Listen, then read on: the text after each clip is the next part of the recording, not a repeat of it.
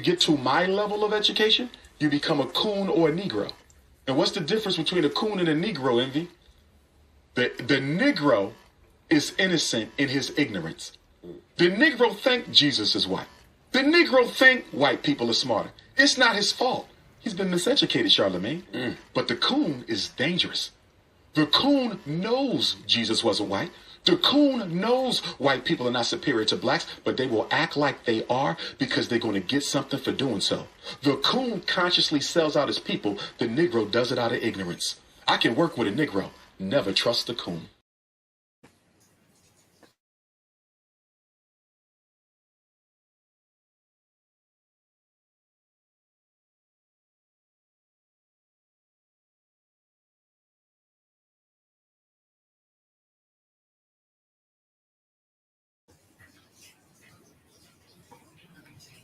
Okay, so what was Trump a convicted pedophile?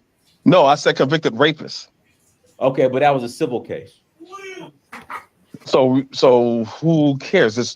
He was found guilty of rape. It's a civil case. No, it's not criminal. It's civil. Who gives a fuck about the civil or federal? You found guilty of rape. Do you know the difference in civil and criminal? Negro, who cares? He was found guilty of rape. It's civil and criminal. It's a complete difference. It's not criminal. So rape is not a criminal act. Rape is a criminal act. That's my point. So what are you talking? Exactly. So what's your point? What you trying to do? He wasn't convicted of a criminal act. The act that he did was criminal. If you read the deposition, No, but it was a civil trial, not a criminal.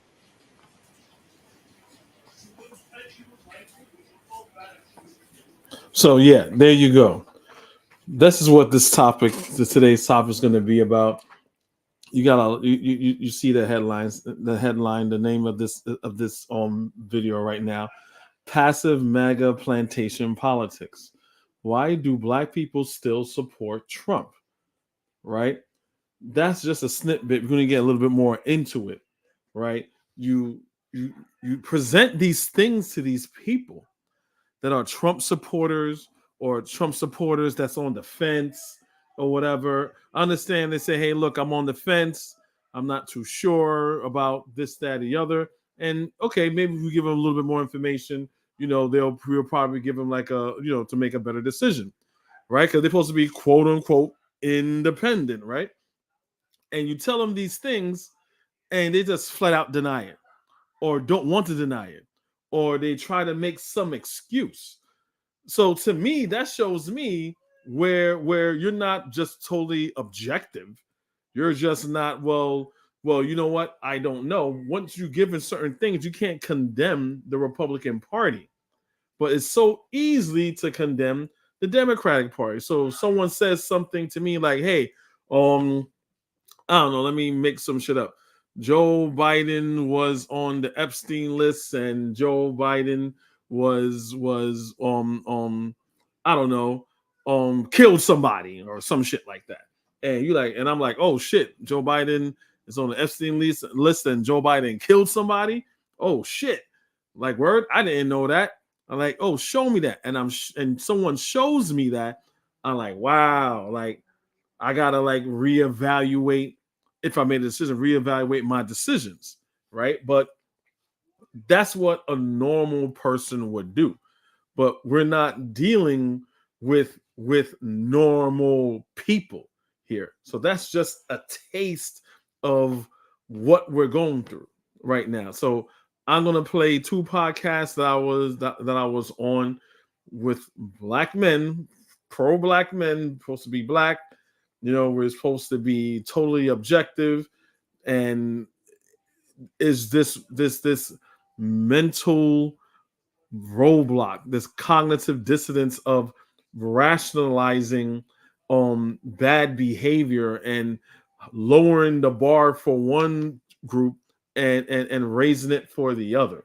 So before I get into all that, I'm just gonna lay out some certain facts as of to why in this day and age, any black person, any person that's not a white straight male I don't understand why they would vote for Donald Trump unless they're seeing a financial incentive in it. But with all these other things that if it will come to fruition, according to Donald Trump, I don't know if your money is going to protect you. So what I'm going to do, I'm going to lay out certain things of why I am making the decision while I'm making. And I'll say it again. Kamala Harris is not the end all be all. When Biden was running, he's not the end all be all. Again, I see this as a game of chess, right? The Republicans, that's their king, right? If it's a game of chess, they putting their queen up, their king up. Donald Trump is their king. This is my king. From my view, the Republicans is more like, well, me, as far as like independents and black people that knows what's going on. Kamala Harris is just a pawn to get over this hurdle right now, and then we'll get some real progressive, some real independent people right now after that's over, and push Kamala Harris or the next administration, but it should be done right now if she goes into office, and push them to do things for black people. Because again, they say they're the champion for black people. They're the champion for the middle class. They're the champion for poor and marginalized people. Black people check all those boxes. So the problem is right now, black people in positions of power are not forcing the Democratic Party to do things for us, right? After this is all done, it's see you in the next 4 years or in the next midterm. That's how the Democrats do it. That's better than the Republicans saying, "Nah, nigga, get away from me." Or, "Oh, if you want to mess with us, you gotta say how black people are inherently idiots, how black people are inherently violent, how black people are inherently all these negative things and these tropes since slavery."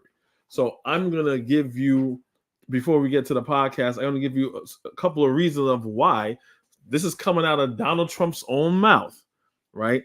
These are things that his vice president is saying. These are things that all Donald Trump's base and is saying about black people and what they're going to do once they get in power, how they're going to wield their power. Even after all this is said, you're still going to have, right, some black people is going to go like, "Well, I don't know who I'm going to vote for. Oh, I don't know. We'll just have to see." It's really like this. I don't understand. Maybe you guys could help me out later on, but it's really just makes no goddamn sense to me. So hold on, let me pull this up. So the first thing I'm gonna do, so real quick, after the shooting of Donald Trump, right? They were saying like, "Oh, was the false narratives being spun?"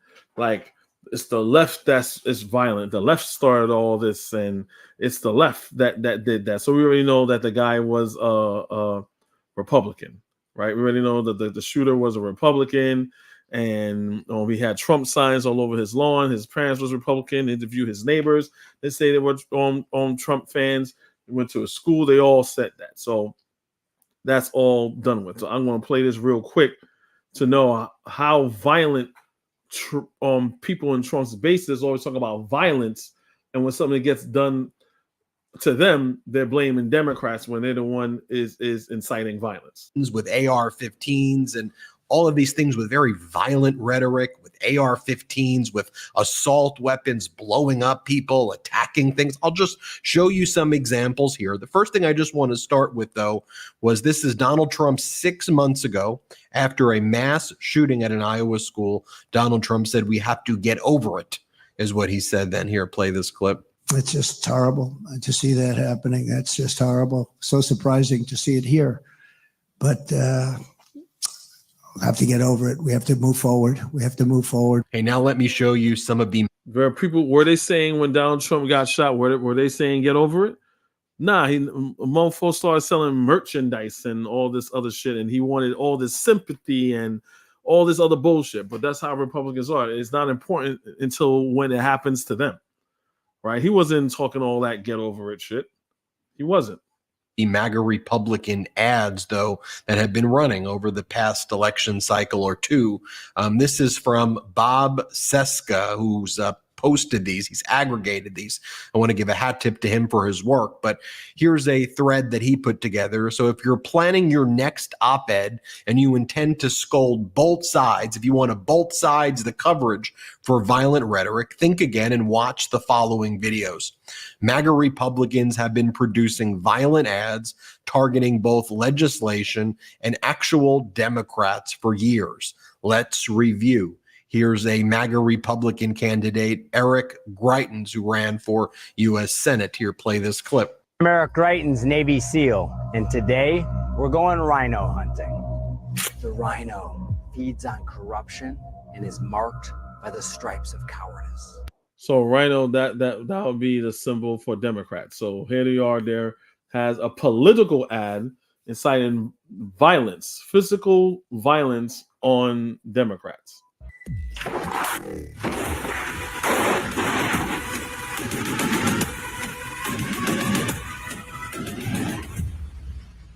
Join the MAGA crew. Get a rhino hunting permit. There's no bagging limit, no tagging limit, and it doesn't expire until we save our country. Here's another ad of Greitens. Play this clip. We're back. And everybody remembers when we first rolled on the scene. Well, I'm no career politician. I'm a Navy SEAL, and I'll take dead aim at politics as usual. Everyone also remembers that because I fought for you, they came after me. Well, we're back. Wiser, stronger, still fighting. And this time with an army of patriots. January 6th.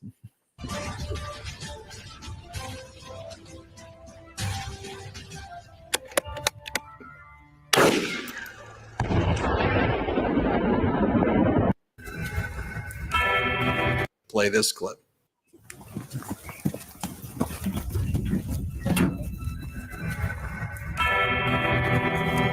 It's a DC gang! DC gang. Now check this out. One of them looked like Joe Biden, and the other two, hold on, you're gonna see. Yo, Christy Kelly and Nancy Pelosi.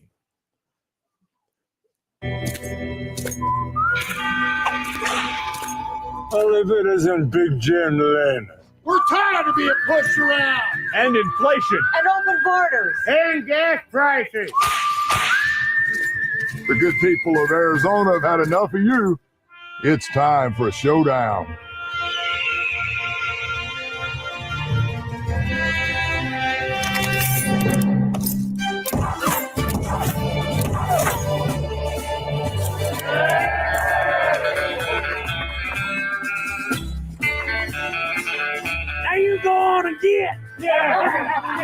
I'm Jim Lehman, and I approve this message. I just wanted to show you guys that it was funny, right? But I kind of want to dispel that notion that Republicans were saying in the beginning when Trump was shot that it was the Democrats, and the Democrats have violent rhetoric towards Democrats. They need to tone down their speech, and it's all bullshit. It's all bullshit. They're just obviously lying to people who don't know any better, right? They're obviously lying to people who don't know, right? So the next thing I want to talk about is that I would think this one thing that you know about Donald Trump will pretty much sink his campaign, and people don't support him anymore. But the more you say it and the more evidence comes out, people still don't know. Like, they're still like undecided. And I'm like, what the fuck? Like, what is wrong with you people? Right?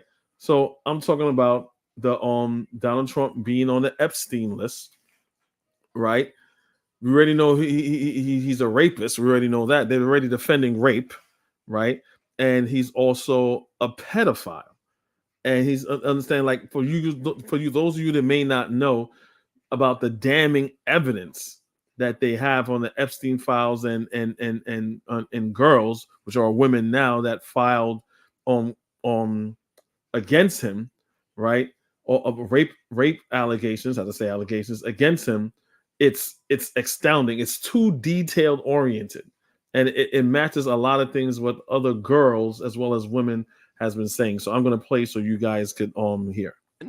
And again, and again, and again, in the new Donald Trump's name appears again, and again, and again, and again in the new document dump that just took place of the grand jury documents relating to criminal proceedings against Jeffrey Epstein. You'll recall back in February, the Florida legislature enacted a law, was signed into law rather, by Governor DeSantis to release the criminal grand jury files of Epstein. Circuit Judge Lewis DeSantis released this. I think DeSantis did this because, Trump and DeSantis don't like each other. I think DeSantis did this as a final fuck you. Because DeSantis could have said, like, well, no, it's Trump, is going to make the Republican Party look bad. DeSantis like, fuck it. I'll sign it. Delgado ordered the 16-year-old documents release, writing that details in the record will be outrageous. 16-year-old, a 16-year-old. For decent people, nearly 200 pages of documents have been released containing details of Epstein's crimes, including firsthand accounts from victims and specifics about payoffs to underage victims. And take a look whose name appears over and over and over again in the call log. As one commentator wrote, prior to marrying Melania in January 2005, Trump was calling Jeffrey Epstein in 2004 on the regular. We now have the phone messages between Epstein and Donald Trump, the phone message log. That is, and this is in connection with the West Palm Beach indictment of Epstein that was released on Monday. His messages are in between girls calling to confirm massage appointments and messages from the disgraced modeling agent Jean-Luc Brunel. It should be noted that Jean-Luc died by way of suicide in prison in 2022. Just take a look right here. Of the message logs right here. And you'll see, for example, Donald Trump's name appearing again and again and again. And we see it over and over right there. Around this time period, we are also aware from some reporting around that time, and actually in about 2019, 2020 as well, that Donald Trump was looking at real estate property with Epstein as well in the West Palm Beach area. And this is not surprising. They were very, very close friends. Donald Trump had remarked about Epstein in an interview with New York Magazine in 2002 that he thought Epstein was, quote, a terrific guy, and noted his penchant for pursuing women on the younger side. A direct quote from Donald Trump. This is undisputed. Trump said of Epstein. I don't know how people haven't heard that. That's when people ask about Donald Trump and Epstein, he said he's a nice guy. He likes some young. He likes some young just like me. That's what Donald Trump said. 2002. I've known Jeff for 15 years. Terrific guy. Trump told New York Magazine. He's a lot of fun to be with. It is even said that he likes beautiful women as much as I do, and many of them on the younger side. We know already that Donald Trump was also on Epstein's flight logs at least 7 times. Here are the receipts straight from the court records in the at least 7 times.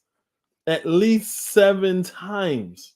He's dealing with young women. You guys see the thumbnail. Anyone that's new to my channel or anything like that, look at the past videos that I've done about Donald Trump and his pedophilia and Republicans, black men with children and daughters defending him.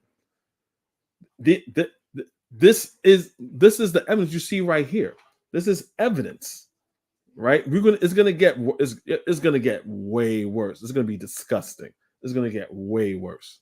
In the Ghislaine Maxwell case, we see Trump's name over and over again. Also, we know from deposition testimony from the women that were trafficked by Epstein that he would bring them to Trump properties. For example, here's a deposition, page 78, of a woman who was trafficked, and she's. This is the legal documents of the deposition. Remember, for those of you may say, well, why it wasn't he's going to explain it later. Why wasn't it sent to trial? It was put in, right? It was filed and everything, but it went away. Because remember, like if you catch what he was saying, they said they were paid off. They were paid off, and Trump is, want to run for president. That's why he was paying off Stormy Daniels, and he was paying off this person and that person. That's what made it go away from here, here on. When they say, well, ask the lawyer, the victim's lawyer, they really don't comment to it. But who knows? There's probably like a gag order and whatever that you really can't talk about the case. He says, so we're sitting there, and the pilots told me to go back and tell him that we can't land in New York and that we're going to have to land in Atlantic City. Jeffrey Epstein said, great, we'll call up Trump and we'll go to, I don't recall of the name of the casino, but we will go to and a Trump property. Also, here's photos. Donald Trump would bring his kids around Epstein. Donald Trump would go clubbing, hang out, party around Epstein all the time. Multiple pictures there. Also, Mar-a-Lago was used in many ways as a way to bring women to Epstein. For example, Virginia Giuffre, a woman who was trafficked by Epstein. Epstein found her at Mar-a-Lago. That's where he was able to recruit her from. Here's an article about that from Reuters. Later in her childhood, this is about Virginia Giuffre, one of Epstein's victims. She was in and out of foster care. By the age of 14, she was living on the streets, where she says she found nothing except for hunger and pain and more abuse. It was in the year 2000, while attempting to rebuild her life, she met British socialite Ghislaine Maxwell, and where ultimately she met her was at Mar-a-Lago. She was working in Mar-a-Lago. I think her father was one of the groundskeepers at Mar-a-Lago, and Giuffre was working there. She met Ghislaine. Ghislaine introduced her to Jeffrey, and the rest was history there. Around this time period as well, Donald Trump was doing some other activities like this as well. This was an article about Donald Trump's behavior in 1991 with the Look of the Year competition. Teen models, powerful men in private. Look of the Year. Teen models. Teen models. A grown man hosting teen models. Right? And you're gonna hear what's gonna happen. He's already messing with Epstein. He's already going to Epstein Island. This is his MO back then.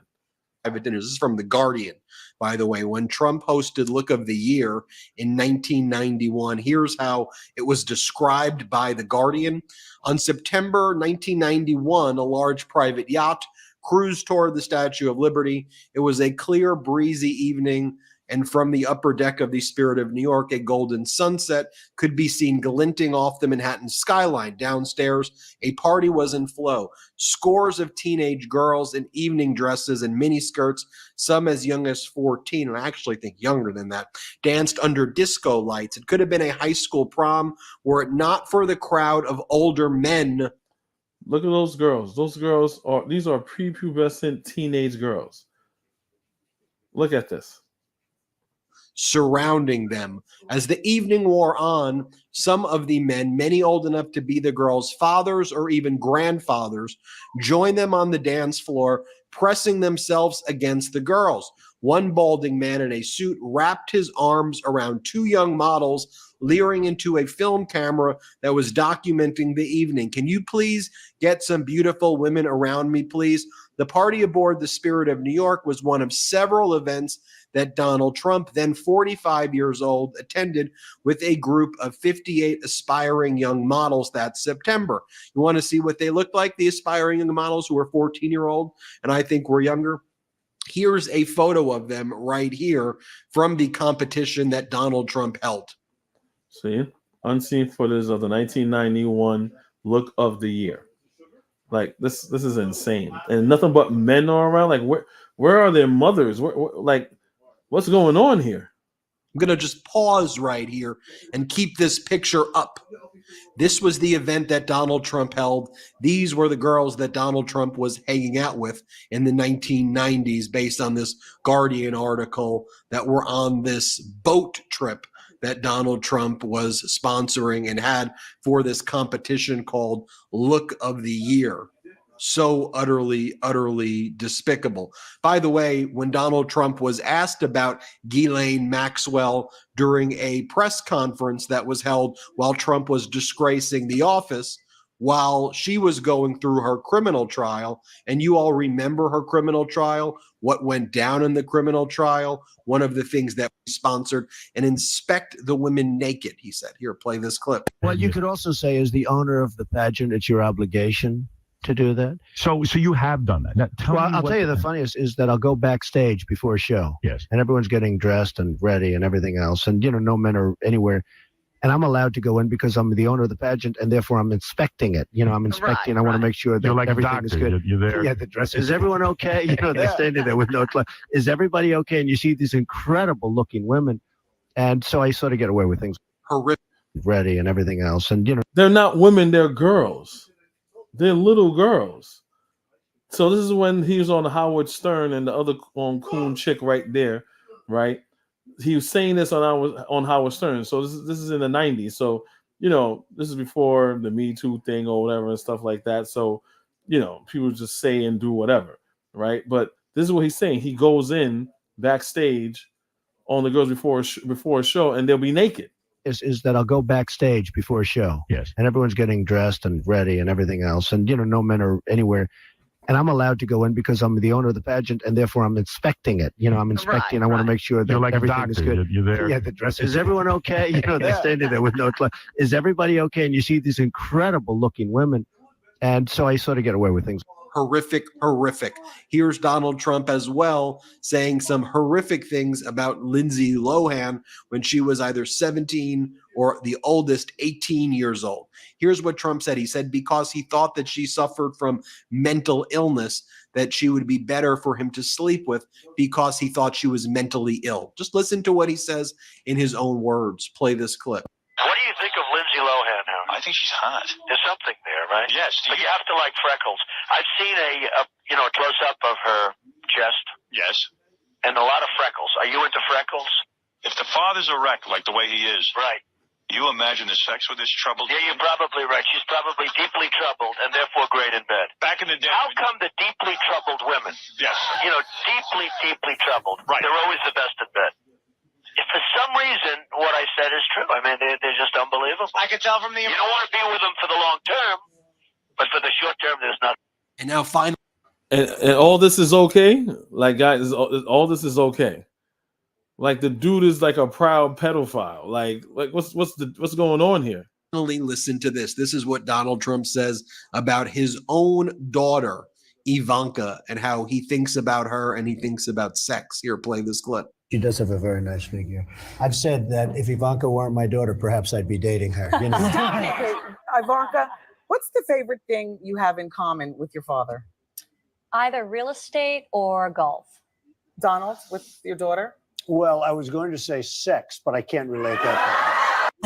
If I weren't happily married and, her father. My daughter, Ivanka. Yeah. She's 6 feet tall. She's got the best body. By the way, your daughter. She's beautiful. Can I say this? A piece of ass. Yeah. She looks more voluptuous than ever. She's actually always been very voluptuous. She's tall. She's almost 6 feet. You going up the escalator? Like what the hell, man? Who says that? Who talks about their daughter like that? I'm going to be dating her in 10 years. Can you believe it? Folks, this is who he. I'm going to be dating her in 10 years. She's tall. She's almost 6 You feet. going up the escalator? I'm going to be dating her in 10 years. I'm going to be dating her in 10 years. I'm going to be dating her in 10 years. I'm going to be dating her in 10 years. Like, what the hell? So am I wrong to be disgusted by a man who preys on teenage girls? That what is at stake so much that these black Trump supporters, just Trump supporters in general, says, well, the pedophilia isn't so bad. Pedophilia is okay. I'm still going to vote for him. I want to know what is more at stake than a man that's a pedophile. That like I don't get it. To me, that's like you kind of lose you kind of lose me there. That's it. You lose me there, right? But you got some people that they just don't care, especially when you confront them with it. Like,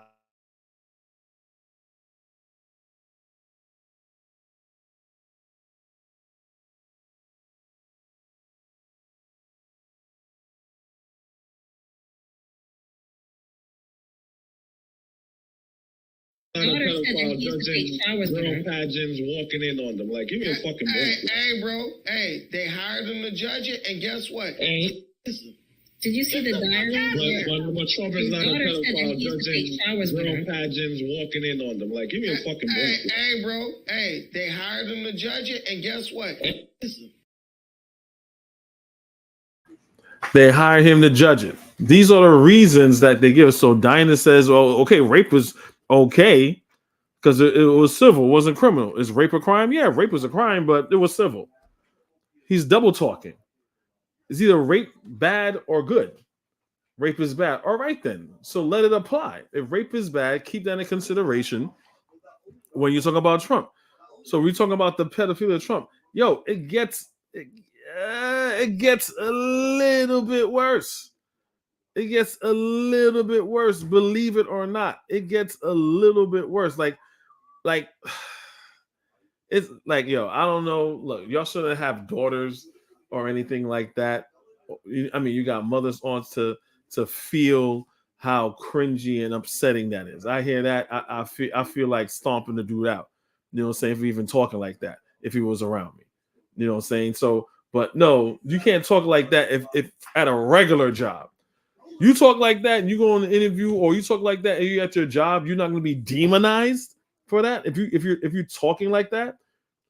But these Negroes think that, oh, but nah, you're good enough to be president. Talking like that in that manner.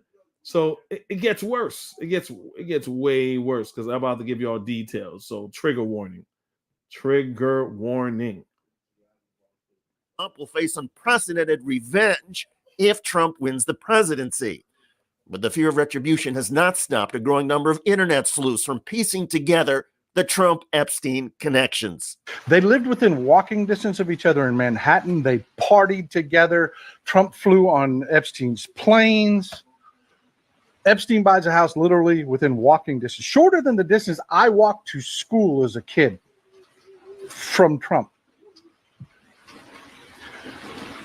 How many kids, not even women, how many kids do you think, and I want you to put it in the comments, Trump and Epstein raped?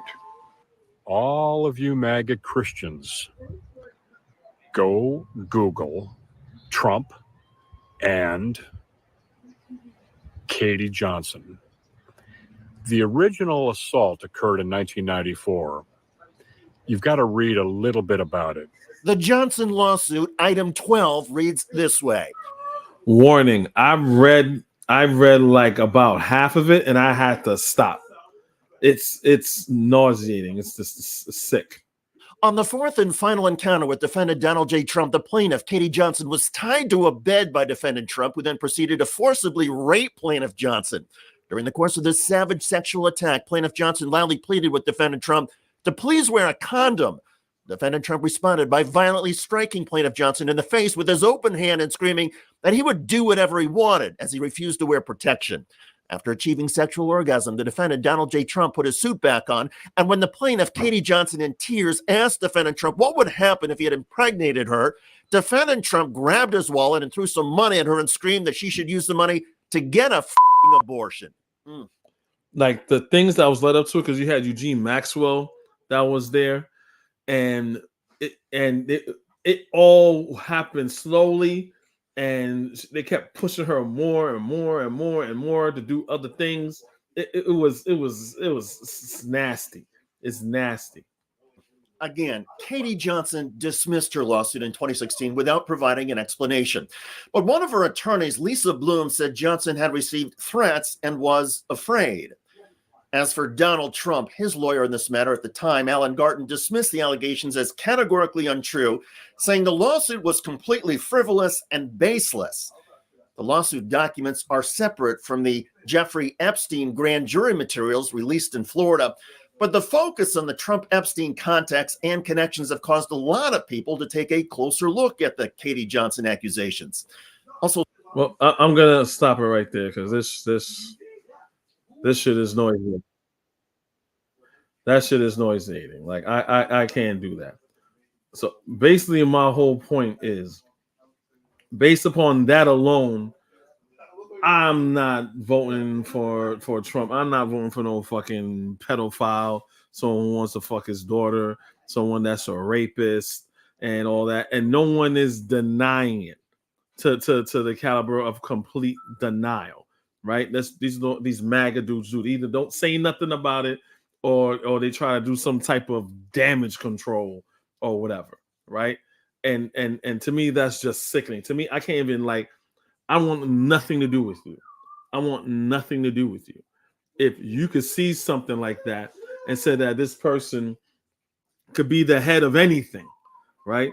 Let alone the president of the United States. So I'm going to move on. I'm going to pivot to something else, right? So that's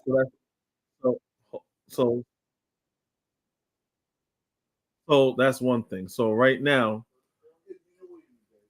I'm going to go over to the racist bullshit, right? That they're saying, right? So we all should know by now who JD Vance is, right? So this is open up a can of worms right now. Open up a can of worms right now about Kamala Harris. This is I don't know JD Vance. Now, personally, I do not like Kamala Harris as a so-called black person. She's not black, right? I remember when she was running for president, her Jamaican father disowned her because she was using her black Jamaican side to relate to other people, talking about weed. And yes, of course I smoke weed. I'm Jamaican and all this other stuff. Her father disowned her that because you, again, doing negative tropes about Jamaican people, right? And the whole, yes, listen to Fife Dog when I was in college. And she said, shout out to Fife. At that time, Fife Dog from Tribe Called Quest has passed. And Tribe Called Quest wasn't out when she was in school. So the whole collard green thing, it's a lot. It's mad cringy. I do not like her as a person, right? As a politician, right? She's good as a politician. She's good as a prosecutor. When she was when I saw her in action with the whole Brett Kavanaugh for doing the confirmation hearing and other things, she's a good lawyer, right? In that regard, right? So we got to understand racial politics. You don't have to like a black person in order to defend the totality of that black person. If you have a black person, I don't like that dude because he talks trash about me and he owes me money. Okay, fine. But if this person is a public figure or anything of that matter, and a white person is attacking their blackness, you have to stand up for that person because they're attacking you because you're black. No one's saying that, okay, you have to forget about him owing you money and talking trash about you. We're saying for you to stand up for their blackness. So Kamala Harris right now is being attacked for her blackness and being a woman. So JD Vance, which is Trump's pick, He's saying this about Kamala Harris. I'll play it back. I don't know Kamala. I served in the United States Marine Corps and I built a business. What the hell have you done other than collect a government check for the past 20 years? You heard that? Collect a government check for the past 20 years. You heard that? Other than collect a government check for the past 20 years. I don't know Kamala. I served in the United States Marine Corps and I built a business. What the hell have you done other than collect a government check for the past 20 years? So basically he's calling Kamala Harris because she's black and they consider her black. They saw all the black stereotypes and tropes come out saying she's a welfare queen. All she did in the past 20 years was collect welfare checks when she's a very highly educated, quote unquote, black woman, right? She's an attorney general. She's a senator. She's a vice president. All these things are things you have to be elected to be. So unless the MAGA coons and all the people saying that she was pretty much banging everybody, including women too, right? That's how she gets to it. This is nonsense. That's despicable, right? If she, whatever she did in her personal private life, it's like, hey, like whatever. Again, I don't care for her as a person, but to say that's the reason why she got in those positions and those positions only is a very disingenuous argument and claim to make. Like she doesn't have the credentials, right? So they're attacking her race here. So when we hear J.D. Vance say this, I don't know Kamala. I served in the United States Marine Corps and I built a business. What the hell have you done other than collect a government check for the past 20 years? He doesn't know her, but he knows the fact that she collected a government check for 20 years. He said, I don't know her, but what have you done except for collect the government check for the last 20 years? So that's your bread and butter Republican Party.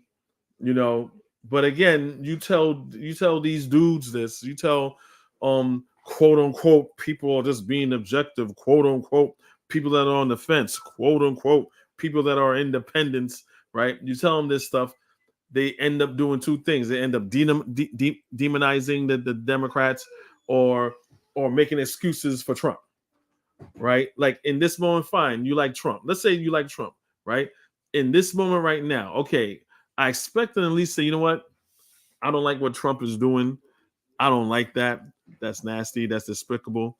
But I feel it's more important for me to support him because of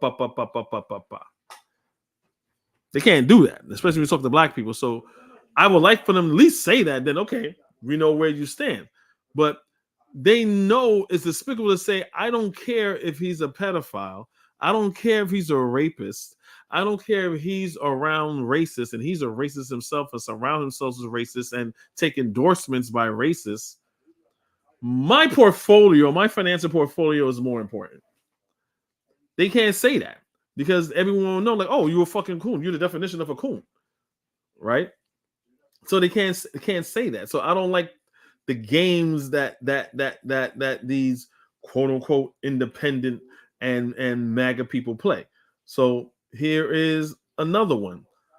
But let's say, hey, you guys don't know, right? Okay, I'm going to educate you now you know, right? So here's one on Brian Kilmeade. There's a colored sorority that VP Brian Kilmeade saying that, there's a colored sorority that VP Kamala Harris spoke at. Colored was what he used. Let's remind you of this as he gives, a defense, I guess. Here it is.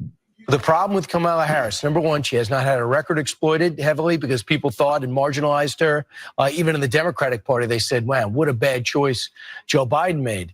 Number two is she hasn't sat down for an interview. When she sits down in an interview and says, do you want to fund ICE? Where do you stand on Medicare for all? Why didn't you show up? The most recent decision, already you got a question. She will not show up for the Prime Minister's joint session of Congress today. She'd rather address in the summer a sorority, a college sorority, like she can't get out of that. So that's her decision. And that's her decision to back up the protesters. With millions watching and many people benefiting from this, we just need 1% of the viewers to become a paid member so we can continue to bring this content to you. Now back to the show. A colored sorority, like she can't get out of that. You heard him say colored sorority. We all heard him say colored sorority. So you got the Negro there on Fox. And I always say that the only time Fox News love black people, but you got to be along with the program of dehumanizing black people. That's the only way the Republican Party accepts you. So I don't know how you can be pro-black or Pan-African and be a Republican. It doesn't mix. It just doesn't mix. It's not even oil and water. To me, it's oil and sand. At least oil and water is liquid. You know what I'm saying? It's like oil and sand. The two just it's not gonna really mesh. The two things are different. Like it's ridiculous. You heard him say color. So here's gonna be his defense. Brian Kilmeade's defense of him not saying colored. Why Kamala Harris would not choose to be behind would not choose. We were talking about why Kamala Harris would not choose to be behind Benjamin Netanyahu. She has an opportunity to look like a president, as a vice president, preside over a joint session of Congress. Instead, she wanted to give a speech to a sorority, to a college sorority. Somebody else thought I said a different word. So while I'm doing radio around 9:20, I start getting a bunch of text messages about what's going on online. And then I see Lawrence cut and pasted what you put up. And people thought I had a disparaging racial word instead of saying college sorority. So this ends up being this big thing. And it turns out the person who did it is head of the Washington Correspondents Association. And he's a Politico guy who does Playbook every day. I ended up speaking to him at the end of the day, and that conversation will remain private. But they walked it back. They corrected it. Said Kamala Harris is running. They're looking to label anyone, anytime, a racist, sexist, misogynist. I'm not going to back off anything I say. I think it was a huge mistake of going to a college sorority instead of the prime minister's address. Let's play it back and see what he said, because he's saying we didn't hear what we heard. Of Congress today, she'd rather address in the summer a sorority, a college sorority, like she can't get out of that. A sorority, a college sorority, a sorority, a college sorority, like she can't get out of that. So a sorority, a college sorority, like she can't get out of a sorority, a college sorority, like she can't get out of that. So that's so Republicans will tell us not to believe our lying ears. They would say that both sides are equal. They would say both sides do the same thing. Both sides are equally racist, and all this pig shit, right? Like, honestly, seriously, right? And these are Fox. These are Fox commentators. Sorry about that.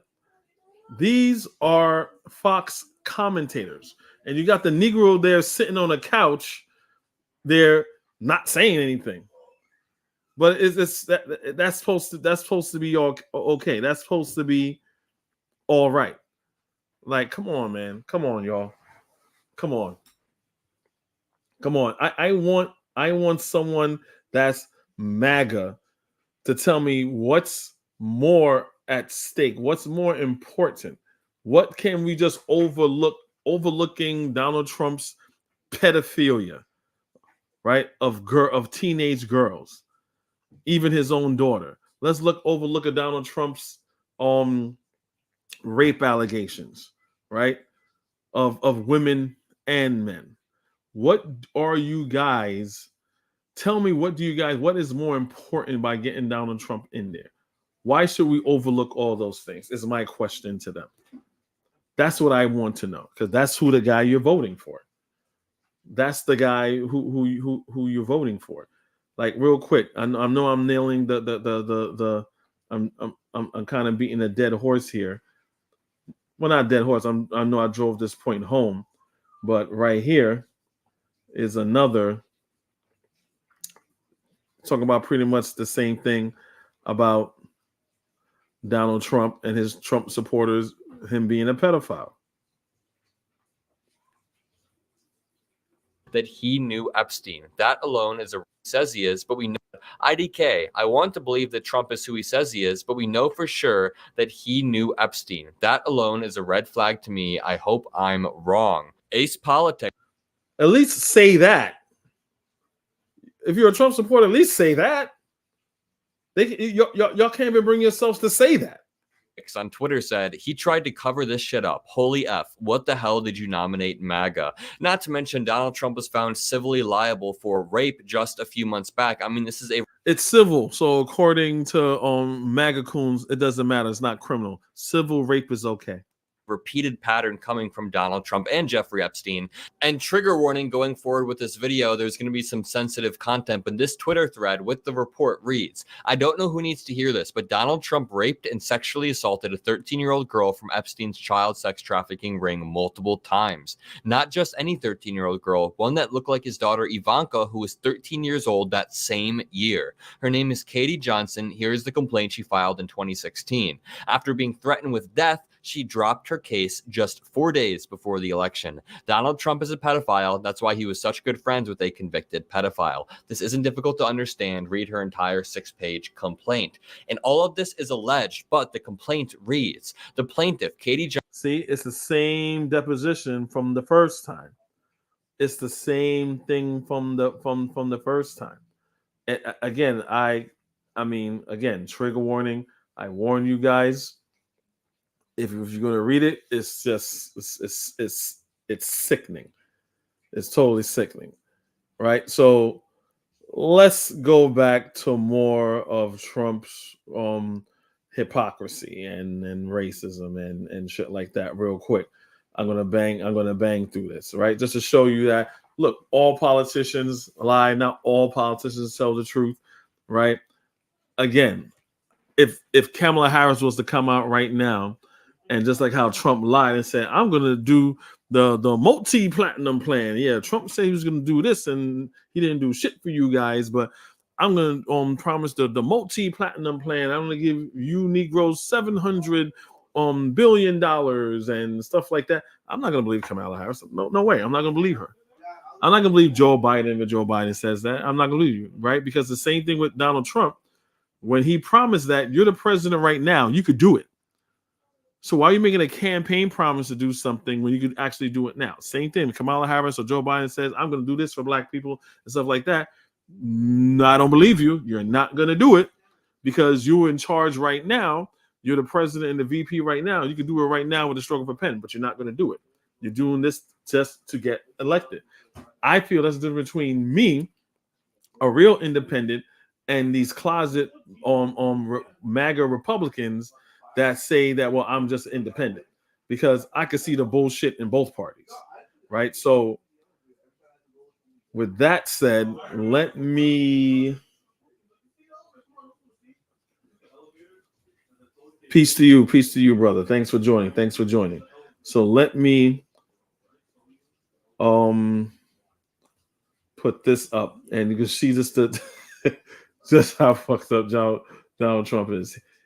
This is what he says, and our brother Bakari brought this to my attention not too long ago. You have Donald Trump. Again, we all know Donald Trump wants to get rid of the Constitution. Donald Trump wants to be a dictator, right? And he's at the Christian National Convention, and this is what he is telling them. Christians, get out and vote just this time. You won't have to do it anymore. 4 more years, you know what? It'll be fixed. It'll be fine. 4 more years, it will be fixed. It will be fine. What's going to be fixed? You won't have to vote anymore, my beautiful Christians. I love you, Christians. I'm a Christian. I love you. Get out. You got to get out and vote. In 4 years, you don't have to vote again. In 4 years, you don't have to vote again. What? So he's telling you it's going to be the end of democracy, or he's going to blow the United States up. There'll be no more United States. Either way, that's concerning. Let's hear that again. He says you don't have to vote anymore in 4 years. Just vote this one time, right? This is what Donald Trump is saying. This is not what I'm saying. This is not me. Oh, you're a liberal progressive and you love LGBTQ and you don't know what a woman is and da da da. All right. If you want to say all that dumb shit about me, which is not true, that's fine. Concentrate on your orange God. Concentrate on your orange king. Get your head out of his orange ass, sipping his orange juice ass, and address this. This is what he's saying. This is not what I'm saying. Christians, get out and vote just this time. You won't have to do it anymore. 4 more years. You know what? It'll be fixed. It'll be fine. You won't have to vote anymore, my beautiful Christians. I love you, Christians. I'm not Christian. He's not Christian. So if you're not Christian, why are you at a Turning Point USA, which is a Christian organization? There's a lot of evangelical Christians there, which is mostly his base, right? You're not a Christian, so why are you there? I love you. Get out, Christian. I'm not Christian. I'm not Christian. I'm not Christian. I'm not Christian. I'm not Christian. I'm not Christian. I love you. He's not Christian. I think it was another one of his mental gaps, of him being mentally impaired and his mental decline. I think he meant to say, I am a Christian, right? But it came out the other way. Either way, he's screwed, right? Joe Biden got, like I said, Joe Biden got out the race because he was too old. He was having all these mental gaps and slip up, right? I mean, it was an extra challenge for him for his age. And, he had a very bad stutter. So, he stutters as well as do all these mental gaffes and loses his train of thought, right? The same thing can be said about Donald Trump. But no, that's okay. See where the bar is higher for Trump, but it's lowered. No one's asking Trump to drop out. The bar is extremely low for Trump.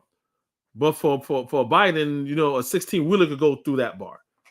It's total hypocrisy. He's saying he's not a Christian. If you get out, you got to get out and vote. In 4 years, you don't have to vote again. Yeah, 4 years, you don't have to vote again. Forget it, right? All right, so already Trump is a rapist, right? And a pedophile, right? And a liar, right? And a liar. So I'm, me, this is this channel. I'm not like all those other so-called the new black media. I'm gonna show and prove, right? So we heard where Trump said that he's not a Christian at all, right? So I'm gonna show you something of that, him admitting that he's a Christian, right? No one will ask someone that's not a Christian something about Christianity and what's your favorite thing about the thing that you're not, right? So right here, let's give it a listen. Okay. You mentioned the Bible. You've been talking about how it's your favorite book. And you said, I think last night in Iowa, some people are surprised that you say that. I'm wondering what 1 or 2 of your most favorite Bible verses are. Let's play that again for me. Understands the question. What the man said. He said that Trump said it's your favorite book, right? It's your favorite book. If Trump, this is old. This is a couple months old, right? This is a couple months old. So they hear asking Trump about Christianity because he said he's a Christian and the Bible is his favorite book. Okay. You mentioned the Bible. You've been talking about how it's your favorite book. And you said, I think last night in Iowa, some people are surprised that you say that. I'm wondering what 1 or 2 of your most favorite Bible verses are. Well, I wouldn't want to get into it because to me that's very personal. When I talk about the Bible, it's very personal. So I don't want to get into verses. I don't want to get into. There's no verse that means a lot to you that you think about or cite. The Bible means a lot to me, but I don't want to get into specifics. Even to cite a verse that you like. I don't want to do that. Because he doesn't know any verses. I'm an ex-Christian, right? At least I was a Christian, right? I don't think he ever was a Christian. I'm an ex-Christian. My 2 favorite verses is the Lord's Prayer and the Sermon on the Mount, right? Because I always recite the Lord's Prayer. Come on, you tell me if anything happens, if any in danger and stuff like that. You recite the Lord's Prayer, I shall not want, yada, yada, yada, yada, right? He can't even do that. So I don't think he was ever a Christian. You're an Old Testament guy or a New Testament guy? Probably equal. I think it's just an incredible. Old Testament, New Testament. Probably equal. Yo, it's such a liar, yo. Well, the whole Bible is an incredible. I joke very much so. They always hold up the Art of the Deal. I say my second favorite book of all time. But I just think the Bible is just something very special. Okay. You mentioned the Bible. You've been talking about like this. This is sad. So, to you religious Christians and all that, right? Like, how does he still have the Christian vote at this point? He's a liar. He has not read the Bible. He just said, I'm not Christian. But he also said one time on the campaign that he said, I don't care about your vote. And he caught himself. Oh, and the media say that's going to be a bad thing about me not caring about your vote. Yeah, because you had a freaking rally trying to get votes. It's like, when does this end? I don't understand, man. I don't understand you people. I don't understand Trump supporters, man. I just don't. I like to give them benefit. I was like, you know what? Maybe they don't know all of the things that he was saying, or they don't. Maybe they're uninformed. I think sometimes usually they're uninformed, but once they see it, most people go, they don't say anything, and they end up talking about Democrats or making excuses for Trump. So we're gonna go to Trump's. Here's another one. We're gonna go to Trump's racism, right? They were saying like, oh, I think I was on Bakari's channel on Brothers there. I was like, hey, Trump was not doing anything against black people. If it's doing something against white people, then blah, blah, blah. Yeah, but you live in proximity with white people, right? But I'll dispel that notion. So rest in power to Sonia Massey, right? This happened a couple of days ago, and Trump just said this on the campaign trail. That we're going to give immunity to police so they can do their job. I'm giving federal immunity to police officers so they can do their job. That we're going to give immunity to police so they can do their job. I'm giving federal immunity to police officers so they can do their job. Federal immunity. So it's not like, oh wow, Georgia is way more racist in their policing than California or whatever, or vice versa, right? Depending on the AG and the police chief, and there's a lot of factors involved, right? Like the Sonia Macy thing, good thing, they were pushing it and the cop had his body camera on, and other instances, right? That's state. What Trump is saying, and he knows very well that he's going to make it federal. He said federal. So no matter what state that you're in, police are going to have complete immunity like Trump wants. Trump wants complete immunity. Right now, according to Trump, which he knows the Democrats are not going to do, Kamala Harris or Joe Biden could order a hit on them and they got complete immunity. Right? It could work the opposite way around. But they know the Democrats are not going to do that because they're not deplorable. Right? That's something Trump would do. So Trump is saying on a federal level, the police are going to have complete immunity. So the Sonia Macy thing thrown out. The guy that's the bitch ass caveman that did it, he gets let out of jail, right? Derek Chauvin that killed that killed oh my gosh, I'm so sorry, that killed George Floyd, he get let out, right?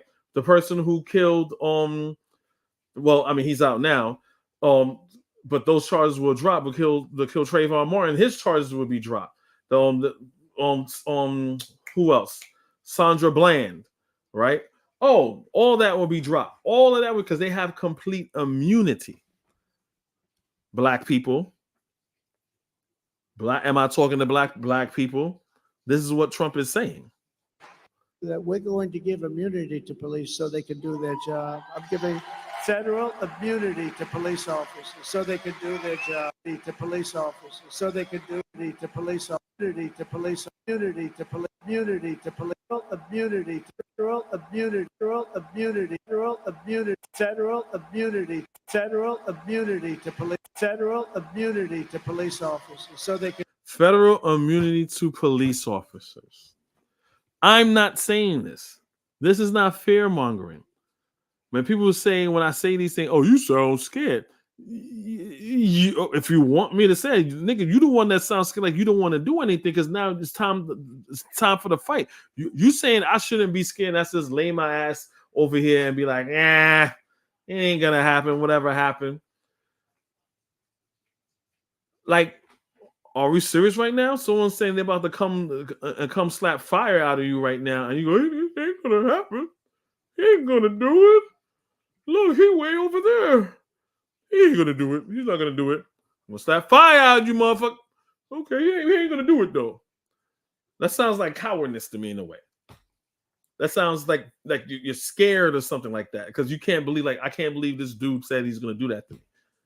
Now you have to mentally ready yourself, and I think that's what it is. Black people don't want to get mentally ready themselves, and they want to take this particular time in history and say it's like all other times in history, and that goes to show that they're ignorant of history because this is not something that's the exact same thing in history, right? And that's what I understand. This is what the man is saying. This is what the man is saying, right? So, bro, I don't know, man. I just don't know. So what I'm gonna do, I'm gonna I was on shout out to the To Be Fair show. My wife and I, we were on their podcast or whatever, and basically, let me pull it up right now. I'm gonna let you guys know. I'm gonna show you how it went. Right. So my wife and I, we were, in the car, we were driving back. We had a little mini vacation and stuff like that. So we're driving back. So I was like, let me tune into the show or whatever. So, tune into the show. And basically, you see the name of the title here. It says Black Man for Kamala, Embrace or Divisive. This is more identity politics or whatever, right? But then they got like Trump on the thumbnail and stuff like that, right? So they're talking about Kamala. They're supposed to be talking about Kamala and stuff like that, but it seems to be like, my view was like they're just dumping on Kamala and giving cover for Republicans and Donald Trump's despicable behavior. I was on another one of their podcasts like earlier that week, and they got upset. Oh, why are you calling this a MAGA? Why are you calling this a MAGA? And I'm like, because of how the discussions you guys have, you're demonizing and you're dumping on the Democratic Party only, and you say nothing about the Republicans. Like there's nothing reprehensible about the Republicans at all. If you have a fair critique of what the Democrats are doing and not doing, that's fine. That's fair. But you can't say you're fair and you lower the bar for one, and then the other one you don't even talk about. So anyway, my wife and I, we were just listening to it, and she's gonna pretty much put her 2 cents in on what was said. So because she was like so like upset, she's like, "What the hell are they saying?" I'm not gonna play the whole thing. I was gonna play like certain clips so you guys can get an idea of the gist of the conversation. So, and at the end of the show, they don't give us too much time to go over everything, as far as like what we were questioning. But I'm gonna play the little clips that I can. So hold on. So right now I think we got 3 in the back end, kind of waiting. So Kofi, I'm gonna start with you. I'm gonna give you 2 minutes, kind of talk to us, let us know what we got right, what we got wrong. You said that we sounded a little misinformed in here. Talk to us. What's your thoughts? Yeah, 2 minutes won't be able to cover it as always. I mean, it's the same thing. Like we'll keep you on, but like we got to keep the whatchamacallit, then we'll have a full conversation with everybody. All right. Basically, I mean, like I said the last time, you guys seem extremely have a lot of MAGA propaganda, because when you look at the thumbnail, you're supposed to be talking about Kamala Harris and Trump, but it seems y'all only have smoke for Democrats only. I'm sitting here, listen to this. Me and my wife, we're driving. I'm like, is it just me? She's like, no, they just dumping on Democrats like the Republicans are the answer. So, for example, you're saying that the last election was stolen. Again, totally Republican. Maybe what states y'all live in. The whole panel didn't say that, though. The whole panel didn't say that. Like, not the whole panel, but it's something. The fact that it was entertained and no one had the correct information to dispel that Republican propaganda just is what I'm saying. So the election wasn't stolen because and that's what I'm trying to say is like they say like sound bites of what they heard on Fox News or whatever, where they get their propaganda information and they just parrot it, right? You know, and no one checks on like, okay, so that's what's being said, but is it true? And they're just like Tucker Carlson like will say things like, does racism exist? Is there such thing as sexism? The Democrats, do they have sex rings going on? We're gonna explore that. You know what I'm saying? It's like, why is that even a question? Certain things should not even be a question because we know what the facts are on the ground, and they just entertain the nonsense. That's my point. Like, whoa, like what's going on here? Because you had Trump had his attorney general, William Barr, that told him it wasn't stolen, right? What happened in Georgia with the so-called election fraud with Fannie Lewis, the AG down there, is prosecuting him because of the evidence that they have that it wasn't stolen, right? You had Trump went to all courts because he says widespread voter fraud, right? He went to over 50 courts, or even the judges that Trump appointed said there is no point of wide election voter fraud. That's why he went to January 6th. That's why January 6th happened, because Mike Pence didn't break the law, right? That's why you also had Fox News that was going to spread all these lies about election fraud. Dominion voting machine and Smartmatic were the two machines that was used in the election. Fox News told so many lies that Smartmatic and Dominion voting machine sued Fox News, and Fox News had to give them hundreds of millions of dollars. Around that time, that's when bye-bye Tucker Carlson, because Tucker Carlson was also a part of spreading all those lies. So when you guys have these there's other things, but I know my time is limited, but for example, when you guys have these conversations and you don't have all these things to rebut what is being said, it sounds like you guys are diehard Republicans, right? Gotcha. It's a G, I'm not a diehard Democrat. I'm liberal. I love Joe Biden. Kofi, go ahead. So actually, I think G probably was strongest on that. Did he say G is a diehard Democrat? Is that what Kofi said? I just want to make sure. No, you said I was a diehard Democrat. No, and the comments said that. The comments my said bad. that. The comments said that.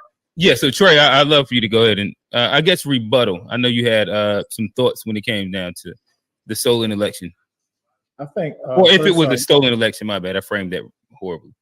First, I think we should calm this down. It seems like it's a very spirited disagreement to where I'm just saying it seems spirited disagreement. Yeah, it is spirited because you told a lie with your chest out. So it's like, huh? And again, they were entertaining this misinformation. Suspicious. It is what it is. I mean, I understand. I heard everything that you said as far as like, I know we fought in the court and they couldn't prove anything, but it's just hard for me to believe that Biden was got the most votes of any candidate of all time. And then how it happened overnight, I can't prove it. So I'm not trying to die on that hill, bro. I can't prove it, so it really doesn't matter. I really just want to talk about Kamala Harris because you can't prove it. It really doesn't matter now. That it doesn't matter now because you can't prove it, but it mattered enough for you to say it, right? And nobody checks it. That's propaganda. So if I see someone telling a lie and I'm in a space where I see a lie, I'm going to dispel that lie, right? So this is what we're doing now. I can't prove it. You're right. I give you that. That's why I'm not Okay, like, but like it was stolen. Like you're like, it wasn't stolen, bro. No, I'm just chill, bro. It's not that deep. Fair enough. No. Go Kofi. Go ahead. Land the plane. No, I'm not saying it's, I mean, you say it's not that deep, but I mean, you're saying something with validity. Like, we have to have proof. You know, you have to separate the facts from your feelings. So Well, all I I'm said saying, suspicious. That's all I said. Suspicious. but I can't be suspicious. No, yeah, there's suspicion there if you don't know something. That's why I'm saying what I'm saying to erase your suspicion, because Well, you didn't erase my suspicion. I knew those facts. Let's move on to the next point. Y'all end up talking in the circle right here. Yeah. So again, he said he can't believe that Joe Biden was popular. That's fine, right? But you don't go to propaganda in order to satisfy your feelings, right? You go, okay, let me see what's what, see why the hell freaking Joe Biden end up winning my state and the whole presidency. That will make more sense. But to regurgitate propaganda, right, as is valid, and then when someone checks you on it and say, well, it's not that serious. Well, no, it is that serious. It was serious enough for you to say that. Right? It obviously mattered because you had to say that. It had to be mentioned. Right? So let's go on to, I think this one is where my wife comes in. I'm sorry, go ahead. Yeah, all right. So and this is what we'll do. Right now we'll kind of do just a fairly rapid fire section. Where we'll kind of just go around the horn. I'll put 1 minute and we can kind of just ping pong the conversation in that. And then I have one more prompt to kind of throw out to everybody to kind of end the show. But Kofi, we'll start with you. No, I just my wife was listening to the whole thing. She kind of want to put her 2 cents in it. Is she allowed to talk real quick? She want to give her opinion. Oh yeah, go ahead. No, again. Hey, shout out Solely. Hopefully, call back in. I know we lost. Give wifey 2 minutes. Give her 2 minutes. Q. I'll give wifey 2 minutes. You got 2 minutes. Talk to us. Hi, good evening, guys. So I was just listening along, right? I'm a novice, so I'm coming in here, and my thoughts that I want to put on the table are basically, I hear a lot of, yeah, we're not supporting Kamala. I'm a Black woman, right? I hear of Kamala. I don't think of her in a overly endearing way, like, oh my goodness, yes, this is what I want.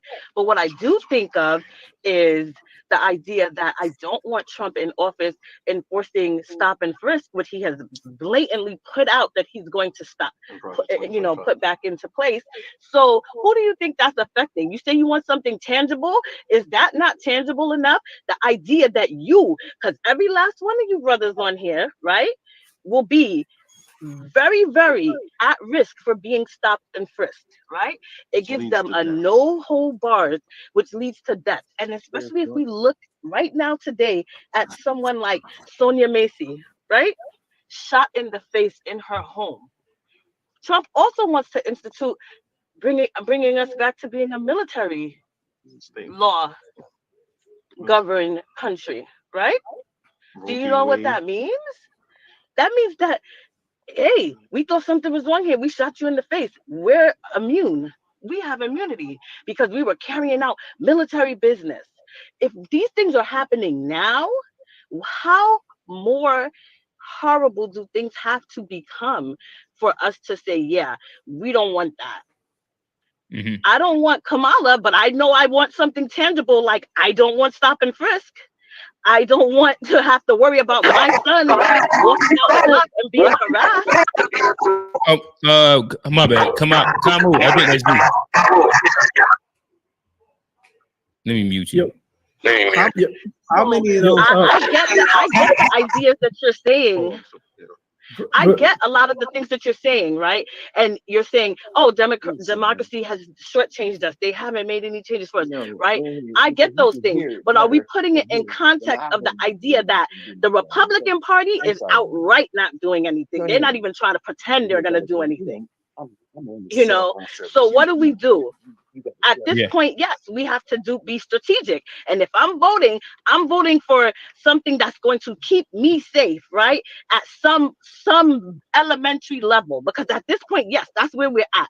I feel like once we at least get ourselves safe, then we can work on ideas like the brother talked about earlier. Oh yes, that you men working together and coming together and trying to build up our communities, and women, you know, doing our part. I feel like yes, we can institute that, but we can't institute that if you on the way for a meeting to meet up with your brother and now you're stopped and frisked. Mm-hmm. Okay. So Can I ask you real quick? Did Trump do that? Did Trump do that? I mean, why would you think that Trump's going to do that this time if he didn't do it last? Because he put that out as a statement as recently. He just So it's another sister on there. You can't see her name right now. She was pretty much saying the same thing that my wife was saying. The other sister on there, she's pretty much saying the same thing that my wife was saying, right? And it's good for them to ask questions because, you know, Trey's saying, hey, why would they do something like that? And, you know, and she said it's in there. The Agenda 47, I believe what she said, right? My wife knew about that a little bit ahead of me. I even didn't know that, right? And they're asking questions because why would you think Trump would do that? See, which is good. I'm not demonizing anyone to no question. That's you know, questioning something. That's how you learn, right? But I'm saying to, you know, it shows the shoe that the sides that they're taking, they're not really informed enough in the decision that they're making, logically speaking, right? He's been on a yes, he's on the campaign trail. He's on the campaign trail, and he's talking about all the things he's going to do, and he's blatantly saying that. This is all about a project 2025. I'm assuming he may do. This is he's on the campaign trail, and this is what he's put out. This is what he has verbally said from his own mouth. You go Google it, research, fact check me. You're going to see it. And so I'm going to do what my angel told them to do. So I am going to pull an article. I mean, Q's going to agree anyway, but I just want to pull an article real quick so you guys could look it over. This is something that is real. Is that it? There we go. All right, so here we are. This is article we have here is NBC News. Trump pled to reinstate stop and frisk, put some of the black voters he's on courting on edge. Right. So again, the whole thing, in his speech, he just said he's going to give cops immunity. So if you're giving cops immunity and you're reinstating stop and frisk, all on the federal level, we know black people get stopped more disproportionately than any other group of people in this country. And it's going to be on a federal level, which means it's going to be is going to be exacerbated even more. It's going to happen at a higher rate now. For those of you who say, "Hey, it ain't got nothing to do with me. They ain't even fucking with black people. Donald Trump ain't racist. Just being racist and all this dumb shit," right? So here's the article you have here. You know, talking about that, right? So let's get back to our regularly scheduled program. I'm gonna let my wife finish this up. And it's in Project 2025. Project 2025. I like Project 2025. 2025. Not even Project 2025. Because let's say he's like. Wait, so Trey says, did Trey say he likes Project 2025? Hold on. I think he did say that. Let's hear. He put that out as a statement as recently. He just he's been on a the campaign trail. He's on the campaign trail, and he's talking about all the things he's gonna do, and he's blatantly saying that. This is all about a Project 2025. I'm assuming he may do. This is he's on the campaign trail, and this is what he's put out. This is what he has verbally said from his own mouth. You go Google it, research, fact check me. You're going to see it. And it's in Project 2025. Project I 2025. like Project 2025. So Trey said he likes Project 2025. He doesn't know shit about what we're talking about because he's asking, "Oh, why would Trump do that?" And all that. He doesn't know anything, but he likes Project 2025, even though it's a part of Project 2025, right? So I found this is insane. This is insane. I don't get it. I just don't get it. You know, I try to do the whole African proverb, reach one, teach one, but is like people going to do what they're going to do. I just find this disheartening a little bit so far, but you know, we're hitting them with information. Some of them, you know, they're receiving it. Some of them are not. But you're going to see at the end of all this, you know, where they're pretty much at with it all. Right? So let me find the correct timestamp. Here we go. Even more confusing. And then Yeah, I think he just doesn't like Trump per se. But that's the minute. Let me go to the who did I say next? Was it Kofi or A Black? I think it was Soli. Oh, Soli. All right, my bad. Soli. Soli, talk to us. Damn, bro, I have a question for Soli, man. Because I want to know if she wants Kamala Harris to do anything for the black people before she votes for her. I want to answer Trey. I'm right to you. Hey, let Soli go. Let Soli go.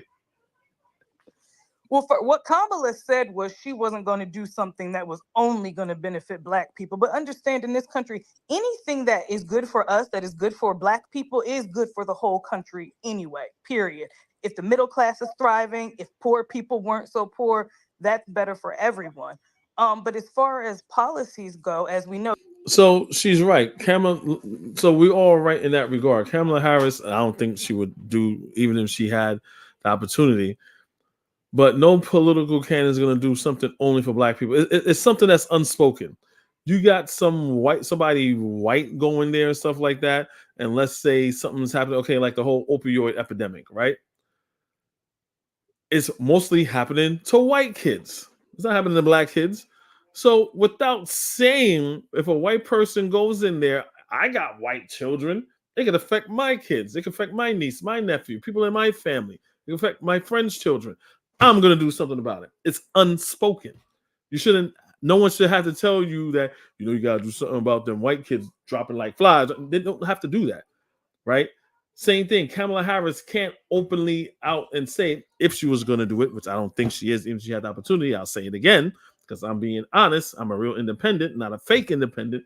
She's not going to do it, but we at least expect her for all those other ones who have their hopes and dreams and all their eggs in the Kamala Harris basket, like Obama, it's just Obama 2.0, is like, okay, so she should do something for it. So someone just asks her straight up, she's going to do it. It's kind of like, nah, that's political suicide. Why would I say I'm going to do something only for Black people, right, when I'm representing all Americans? Black people are Americans too, but I'm not going to say I'm going to do something only for Black people. Right, this is a proper way of answering that. If you're going to answer it at all, it's all about showing and proving. We know, yes, you need Congress, right? So, of course, there's certain things that you can do just by executive order, but the things you can't, you need 2/3 of Congress. So the way a policy like stop and frisk could come back into law on the federal level is you have 2/3 of Congress. So if people vote in Republicans for their senators and for their Congress, for their House of Representatives, that's how you can have that. Then you can have it at the state levels because you can have Republican governors and you can have people that follow that lead.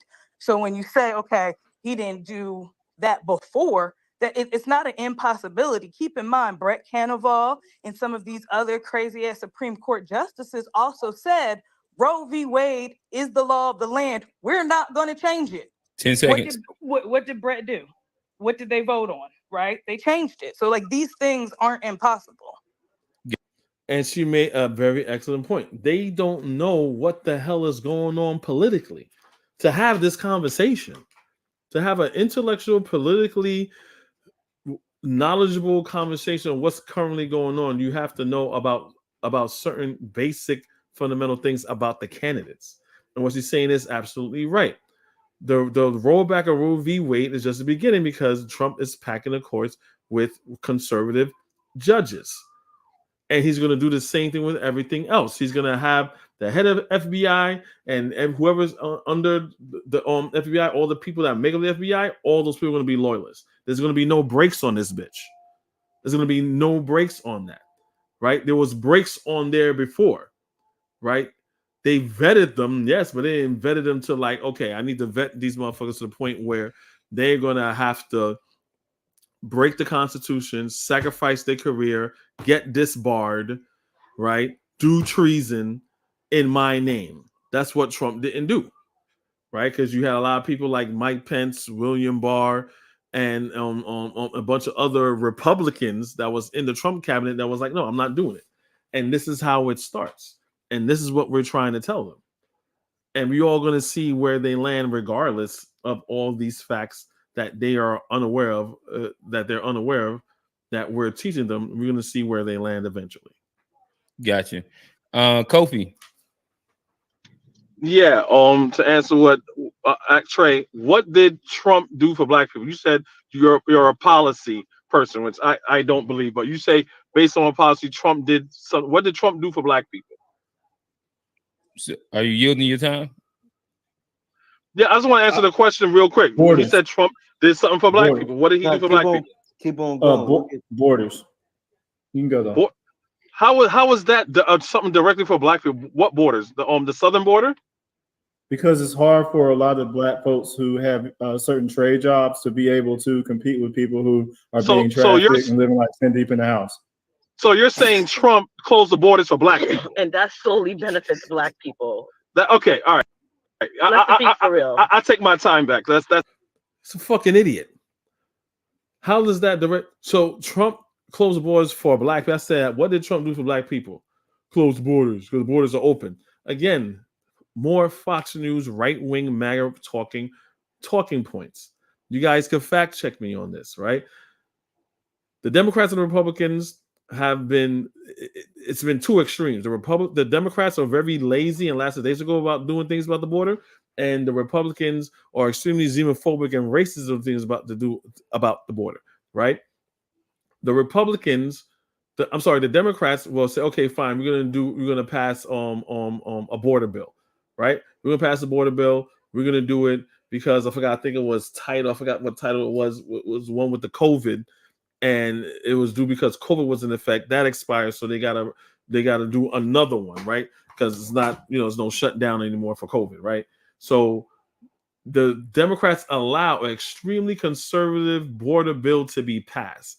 Mike Johnson, which is the representative for the Republicans, said so the Democrats passed it and say, okay, fine, their bill. Okay, fine. Send it to us. The Democrats will approve it, right? And Mike Johnson said, no, we're not gonna do it. It's dead on arrival. When they're about to vote on it, when the Democrats are about to vote on it, Mike Johnson wasn't even in the building because he told, along with Donald Trump, saying to kill the border bill. To kill the border bill because he didn't want Biden to have a victory, and Donald Trump needs something to run on. This is facts, people. So this uninformed black gentleman, I'm being nice because these are my brothers, I like their panel, right? This uninformed gentleman named Trey saying it's for black people doesn't make any sense.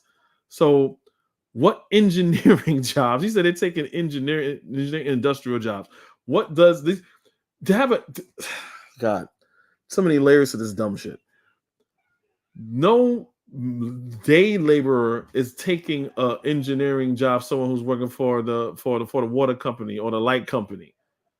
What engineering job is there to take? They're taking blue collar jobs. They're day laborers. They're taking day laborer jobs. They're not kicking out the VP of engineering for a company. It's just to put Juan and Maria there. That makes no sense. So he has this replacement theory ideology that makes no sense. This has been Mexicans has been, so let's say like produce, right? They have border states and border towns that have farms, and you have Mexicans that will come over the border and do those jobs during the season when it's time for them to harvest. Then after they do that, they go right back. You know why? Because you have Americans that don't want to do that job. That's why you have Black Americans that don't want to do that job. I don't want to get into like a American versus Caribbean and other Black immigrants, but there are certain jobs that Black Americans won't do, and we all know that. There's certain Americans that just regular white Americans won't do, and we all know that, right? When my family came here, right, and my mother came here, she was doing domestic work for white people. You think a Black person growing up in America, the majority of them is going to clean for white people? Hell no. What's the thing? My ancestors did that. That's belittling to me. I mean, my ancestors did that too, but we did what we can until we could do better. Right? So what he's saying about this whole border bullshit makes no sense. No one's taking your jobs or replacing your jobs. Y'all don't want the fucking jobs, and they got people that want to take the jobs. That's all. That's all that's happening. Right? So let me move it forward a little. That's insane. We all know that's a lie. No, keep your time to tell us what Democrats did for us real quick, so we have balance. What did Democrats? What did Joe Biden do this? I'm not making that claim. I'm not making that claim. My claim is that no presidential candidate since the civil rights era is going to do anything for Black people. That's the difference between me and you guys that lean mostly right towards Republicans. Me as an independent, I could say both parties ain't going to do nothing. But as a strategic move, I could say it's not without Trump trying to gut. So to answer your question, what the young lady just said was also true, because Trump's gonna gut all the government programs. Not like he's gonna just have a head of CIA, head of FBI. No, he's gonna gut everybody and only put in loyalists. Like the sister was saying, she's gonna. Like the sister said, he's going to pack the court with the Supreme Court with conservative judges. That's why you have that dynamic of Roe v. Wade, right? So if you have loyalists, that is FBI, CIA, right? And in those groups, whatever says is going to get passed. That's un-American. Trump said he's going to get rid of the Constitution. Trump is a rapist. Trump is a racist. Trump said Africans is coming over here. Criminals are coming over here, and they're coming from Africa. All right, Trump is a convicted racist. Like, I mean, so you see Trey up in the corner saying, "So what? So what?" He doesn't care. This is the so-called sad mental de-evolution of Black people politically, in my view. So what? So what? Trump calling people African racists. Trump is a pedophile. So what? Trump is a rapist. So what? Trump is criminalizing Africans. So what? Trump is a criminal. So what? Trey's xenophobic anyway. He thinks that African Americans and Africans are two different people. So understand where he's coming from when it comes to that, right? So yeah. I mean, what are you guys talking about? I do agree with Kofi in the sense where, like I said earlier, with the whole voting thing, I don't think either side is going to do nothing for us because they haven't. That's why I asked, what have Democrats done? I'm not leaning Republican. I'm critical of Democrats. I'm critical of both sides, and neither one of them doing anything for us, which brings us back to this excitement with voting or pushing for Kamala or pushing for Democrats, when it's kind of the same repetitive cycle of us all voting for them and not getting anything for it. So I don't think Republicans are going to do nothing for us. I don't think Democrats are going to do nothing for us. So I agree with him, but I just disagree with him saying that. I mean, that is a cycle, but to say that, well, okay, this time it's the same, you have to show me a historical narrative or event where this is exactly the same. That's the only thing I disagree with him on. So I'm gonna move it up a little bit. Give me a moment here.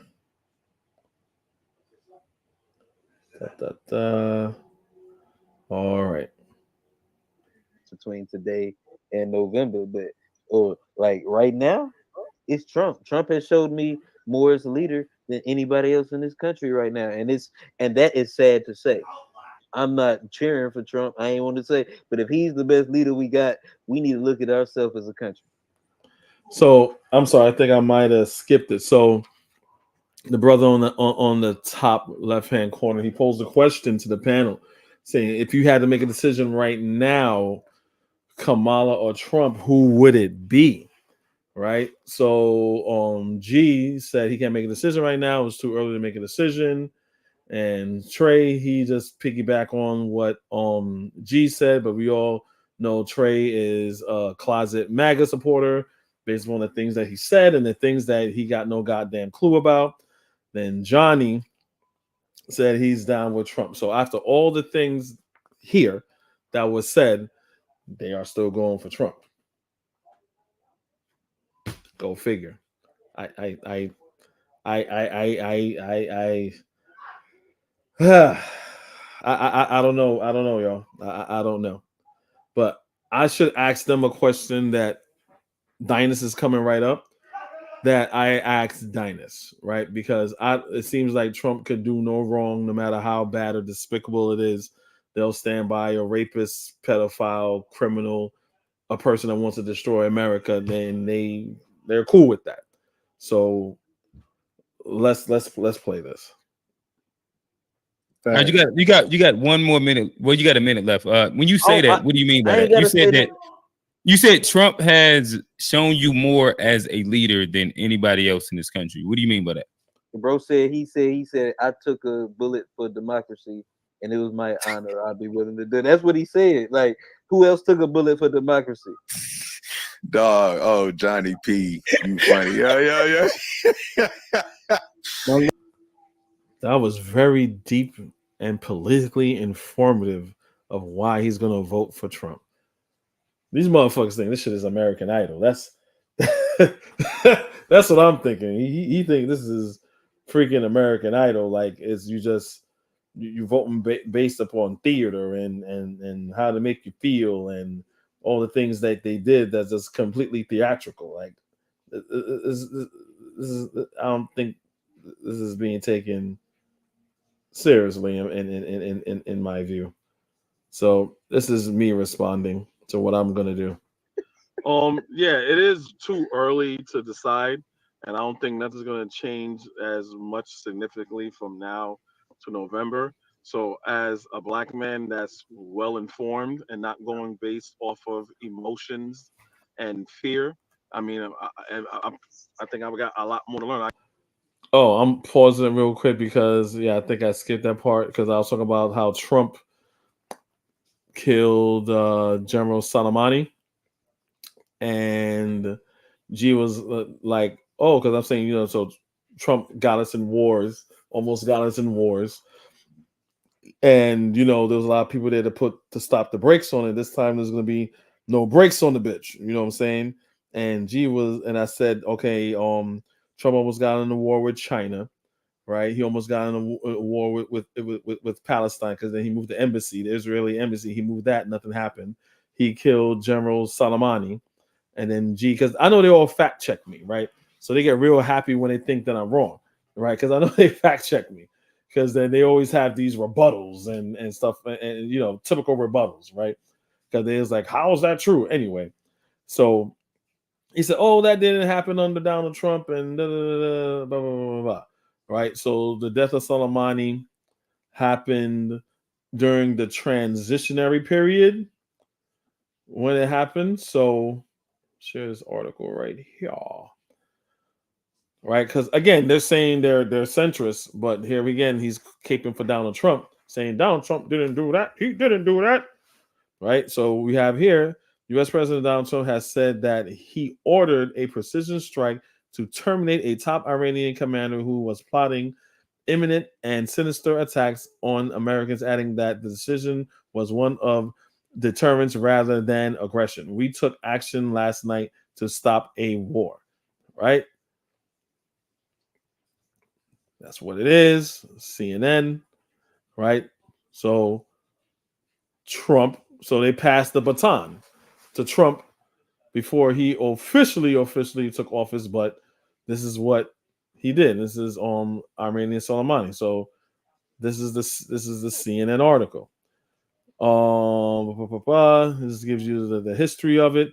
I just want to put that out there to say that I was right and he was wrong, as always, but no big deal.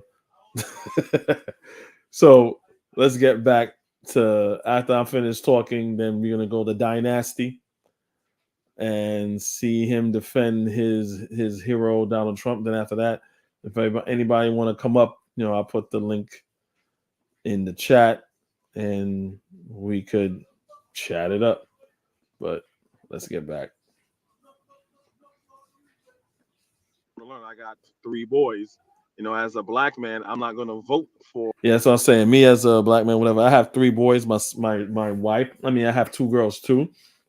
Look what happened to Sonia Massey, Sandra Bland, Breonna Taylor. Black women are getting it too. So we're all are getting it. But I have sons and children to consider. If you're single and you got no kids and shit like that, I mean, I shouldn't say I should understand the selfishness, but all you have to worry about is yourself. But when people have children, I have a lot more at stake. But look, anyway, like I always tell people, them as Americans, all the eggs is one basket. So they either choose to put their head in the sand or do whatever and be absent-minded. I mean, if shit gets bad, I got somewhere to go. So it's, to me, at the end of the day, it's whatever. For a staunch racist and a rapist, right? Who has an agenda that he's gonna fulfill, right? And like my wife. See, so Johnny and Trey, they snickering and shit like that, like it's funny. Maybe they messaging each other, whatever. These aren't people that are seriously politically. They're not seriously politically. I thought, okay, I could probably bring some value and some information, and so they can make better informed decisions politically and navigate U.S. policy a little bit better. But they think it's a joke. This is very immature. I feel like I'm talking to like 11-year-olds. Like, they're supposed to be grown ass men, but hey, look, everyone has their right to see things how they see it, and whatever. Look, at the end of the day, they still cool. They still my brothers, whatever, if I disagree with them or not.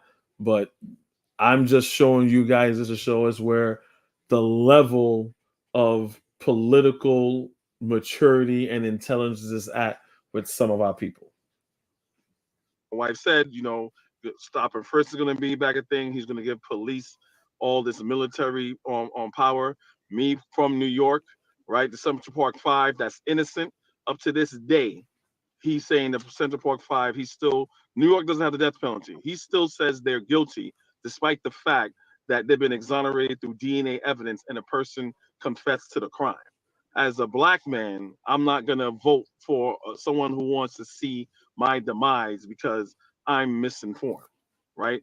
I suggest everyone really study the candidates of who they are or what they're going to offer. If they're not offering us anything, fine, right? But as right now, my position is Trump is a threat to democracy. You have a person that says he throw away the Constitution. He wants a person that wants to be a dictator.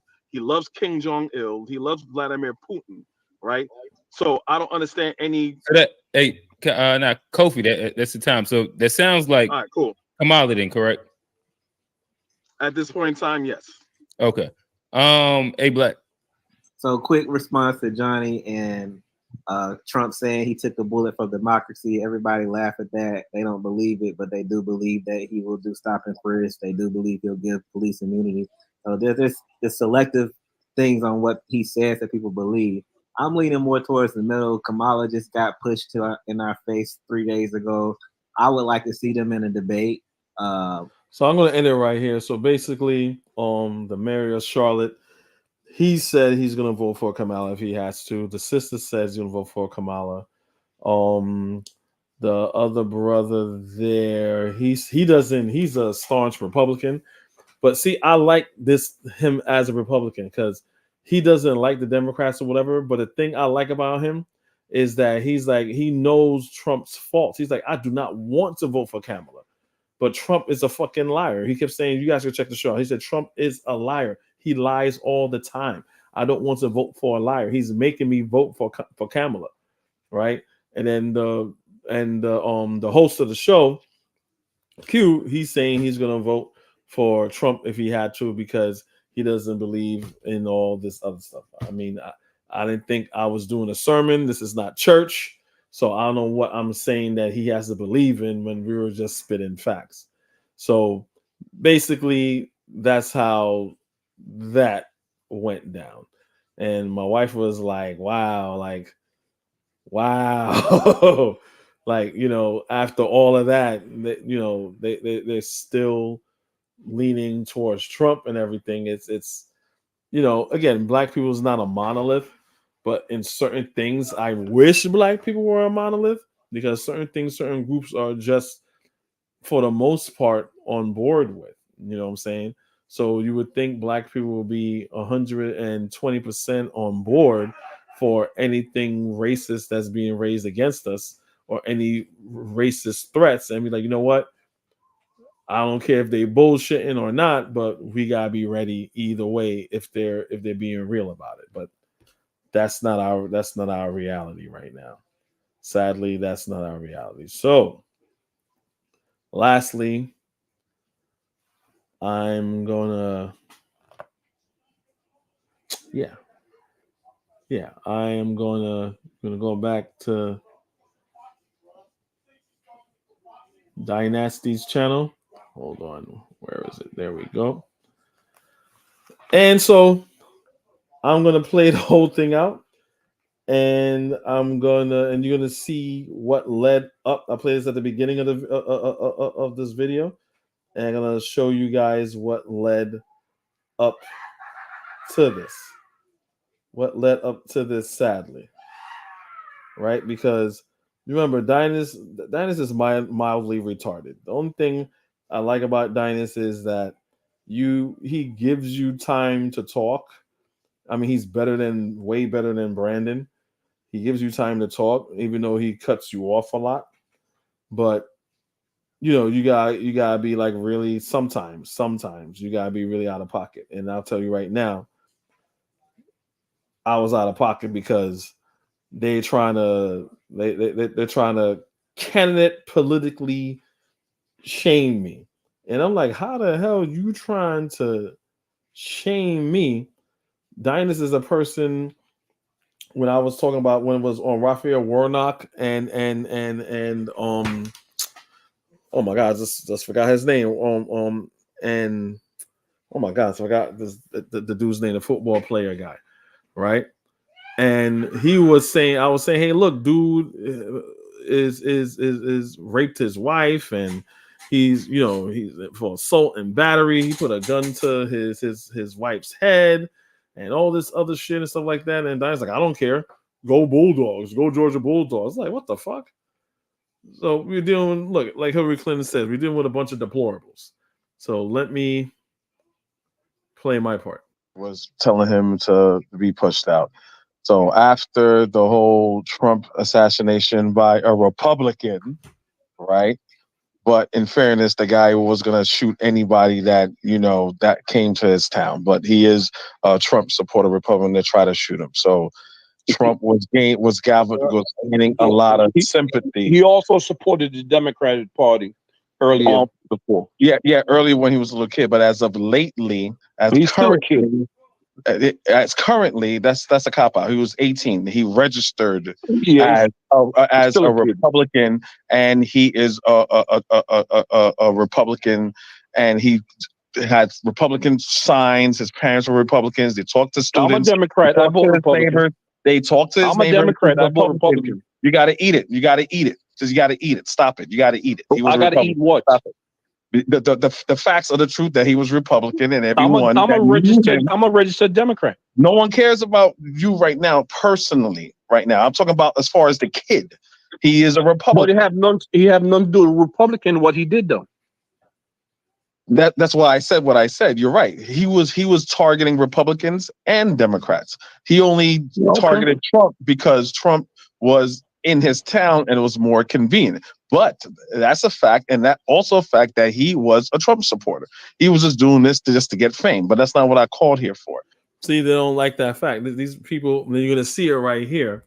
They suffer from cognitive dissonance, aka they're part of the MAGA cult.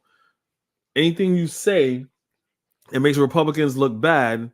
They shout you down, they cut you off, they say what if, they start doing what aboutism and all types of other shit. But you could dump on Democrats all day. Well, they're not really closeted, they're just more despicable, right? Because they're out in the open with their deplorable behavior, ideologies, and stances. Right? I just want to establish that from the last time I was here when y'all were doing all this conspiracy theory saying that the Dems did and all that dumb shit. But anyway. Yeah, Dynasty did that. He's saying that I said that he's saying that Republicans saying that the Dems said it was a hit. And the Dems said it was a hit, and he was entertaining all the people saying, yeah, the Democrats probably did it because the Democrats are so violent, and the Democrats is this, and the Democrats is that, and the Democrats and the Democrats and the Democrats. This is like day one of the shooting. They don't know shit. The FBI, no one doesn't know anything, but they know everything. It's a Democrat, so they look like fucking assholes, as they normally do. I want the Democrats to do a Democratic convention, right? Fine, they endorse Kamala Harris, right?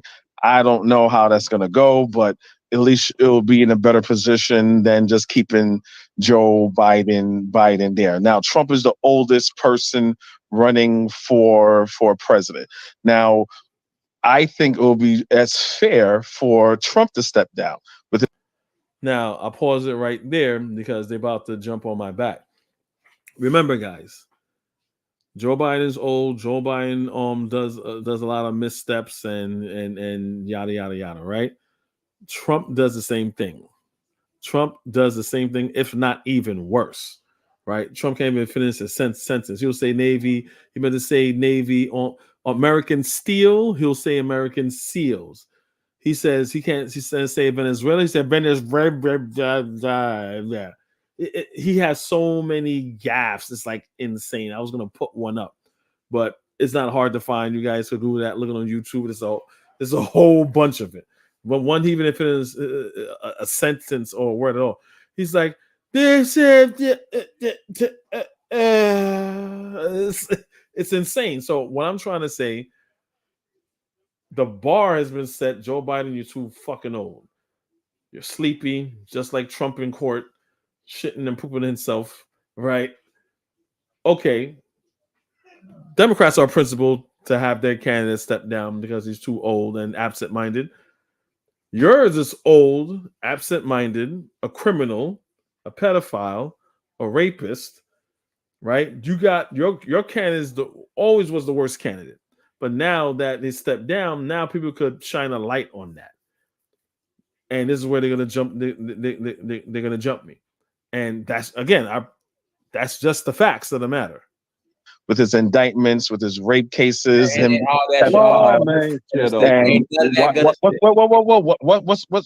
asking, why would that? If Joe Biden is senile, right? Well, he's not stepping down. Period. Hold on. This is the contrast I want to give you. See, and their way is from Jamaica. It's a Jamaican Yad Aki and Saltfish Coon. That's who he is. He's just their tether stooge to make them feel good. You guys, right? If Joe Biden, right, and Democrats agree, unlike Republicans, because Democrats are not in the cult, right? If everybody agrees, Democrats and Republicans agree that Joe Biden is slow, Joe Biden is senile, Joe Biden has missed several steps. Right? The same could be said about Donald Trump, also missing several steps. Don't know how to say Venezuela, saying Navy. Navy. Donald Trump has. You see? Oh my God. See, Princess Dynast.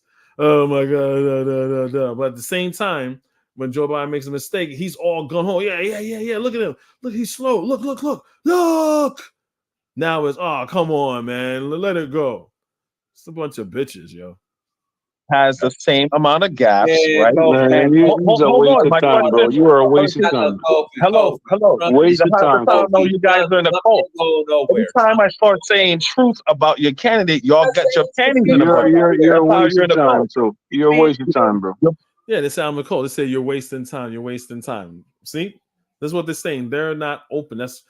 I'm coming in there because the last time they were on some bullshit, and I want to check them on their bullshit.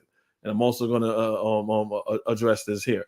But this is like Afro Think Tank says, this is a MAGA coon. Well, he didn't say that. I'm saying that. This is an echo chamber, he would say, and it's pretty much the same people saying the same thing. I'm saying this is a MAGA coon echo chamber. They do not entertain anything other. That's what's been spoon-fed to them by white MAGA pundits on TV and on social media. They don't accept anything else. He's not a Pan-African. He's just a travel agent for Africa. He's not a Pan-African at all, due to his political ideology. Your guys are in a cult, right? Because if you're real black men and you're just objectively, we ain't voting. We real black men. We're not voting Democrats. So and that's fine. So my question to you, right? I guess you really answer my question. So with that being said, by the same standard, you guys will not ask Trump to step down, even though he's more problematic than Joe Biden. Kofi, it's not the same standard. Like, you watch the debate, it's not the same standard. It's laughable that you're even trying to compare. No, I'm not just judging the debate. I'm judging Trump's overall performance in the last several months. Yes, in the last several months, with Trump doing all those rallies and doing the fake, black people are supporting me. Look, I'm going to a black church, but I'm going to keep the stupid Negro ass preacher and fill the pews up with a bunch of white people with MAGA hats. Oh, black people like me, but I'm going to go to a Chick-fil-A in Georgia and put a bunch of black MAGA people that's a part of the Republican Party. What was it? I think it was Charlie Kirk's. Oh my gosh. It's a Republican organization, right? That they're online, and the girl that hugged them and everything, she's with Charlie Kirk's organization, the same Charlie Kirk that says that when he sees black people flying the plane, it's DEI and all this other dumb shit. These are the niggas we're talking about here, right? Put him there at the Chick-fil-A and say, "Oh, Trump has genuine supporters that came from Stone Mountain and Alpharetta and all these other places and Loganville in Georgia to go see Donald Trump," which is all bullshit. Oh, Donald Trump, black people love Donald Trump. Look, he's having a rally in the Bronx. Again, nothing but white people, a sea of white people, right? There's not that there's no way there's not that many people in the Bronx. I've been to the Bronx. I got family in the Bronx. There, you will be hard to find just white people in the Bronx. It's heavily populated with Hispanic and black people. Extremely heavily populated with Hispanic and black people. And you have black people there saying that, nah, these people are from out of town. These niggas fall for the okie doke. These niggas are a part of a cult. It's Kofi is laughable. Trump ain't going nowhere. We vote for Trump. It's done. Yeah, because most people are the diehard Trump fans or go get Michelle. I'll vote for Michelle, bro. Go get Michelle for me. Stick with Trump, no matter that he's a pedophile, a rapist, and a racist. And during his speech, he said Africans are criminals. So you're gonna stick with that. All right, Kofi, we're voting for Trump. All right. You heard after I say all that? Doesn't matter if he's a racist. Doesn't matter if he's a pedophile. Doesn't matter if he's a criminal. Doesn't matter if he demonized Africans, saying all Africans are criminals. None of that matters. We voting for Trump. All right, go ahead.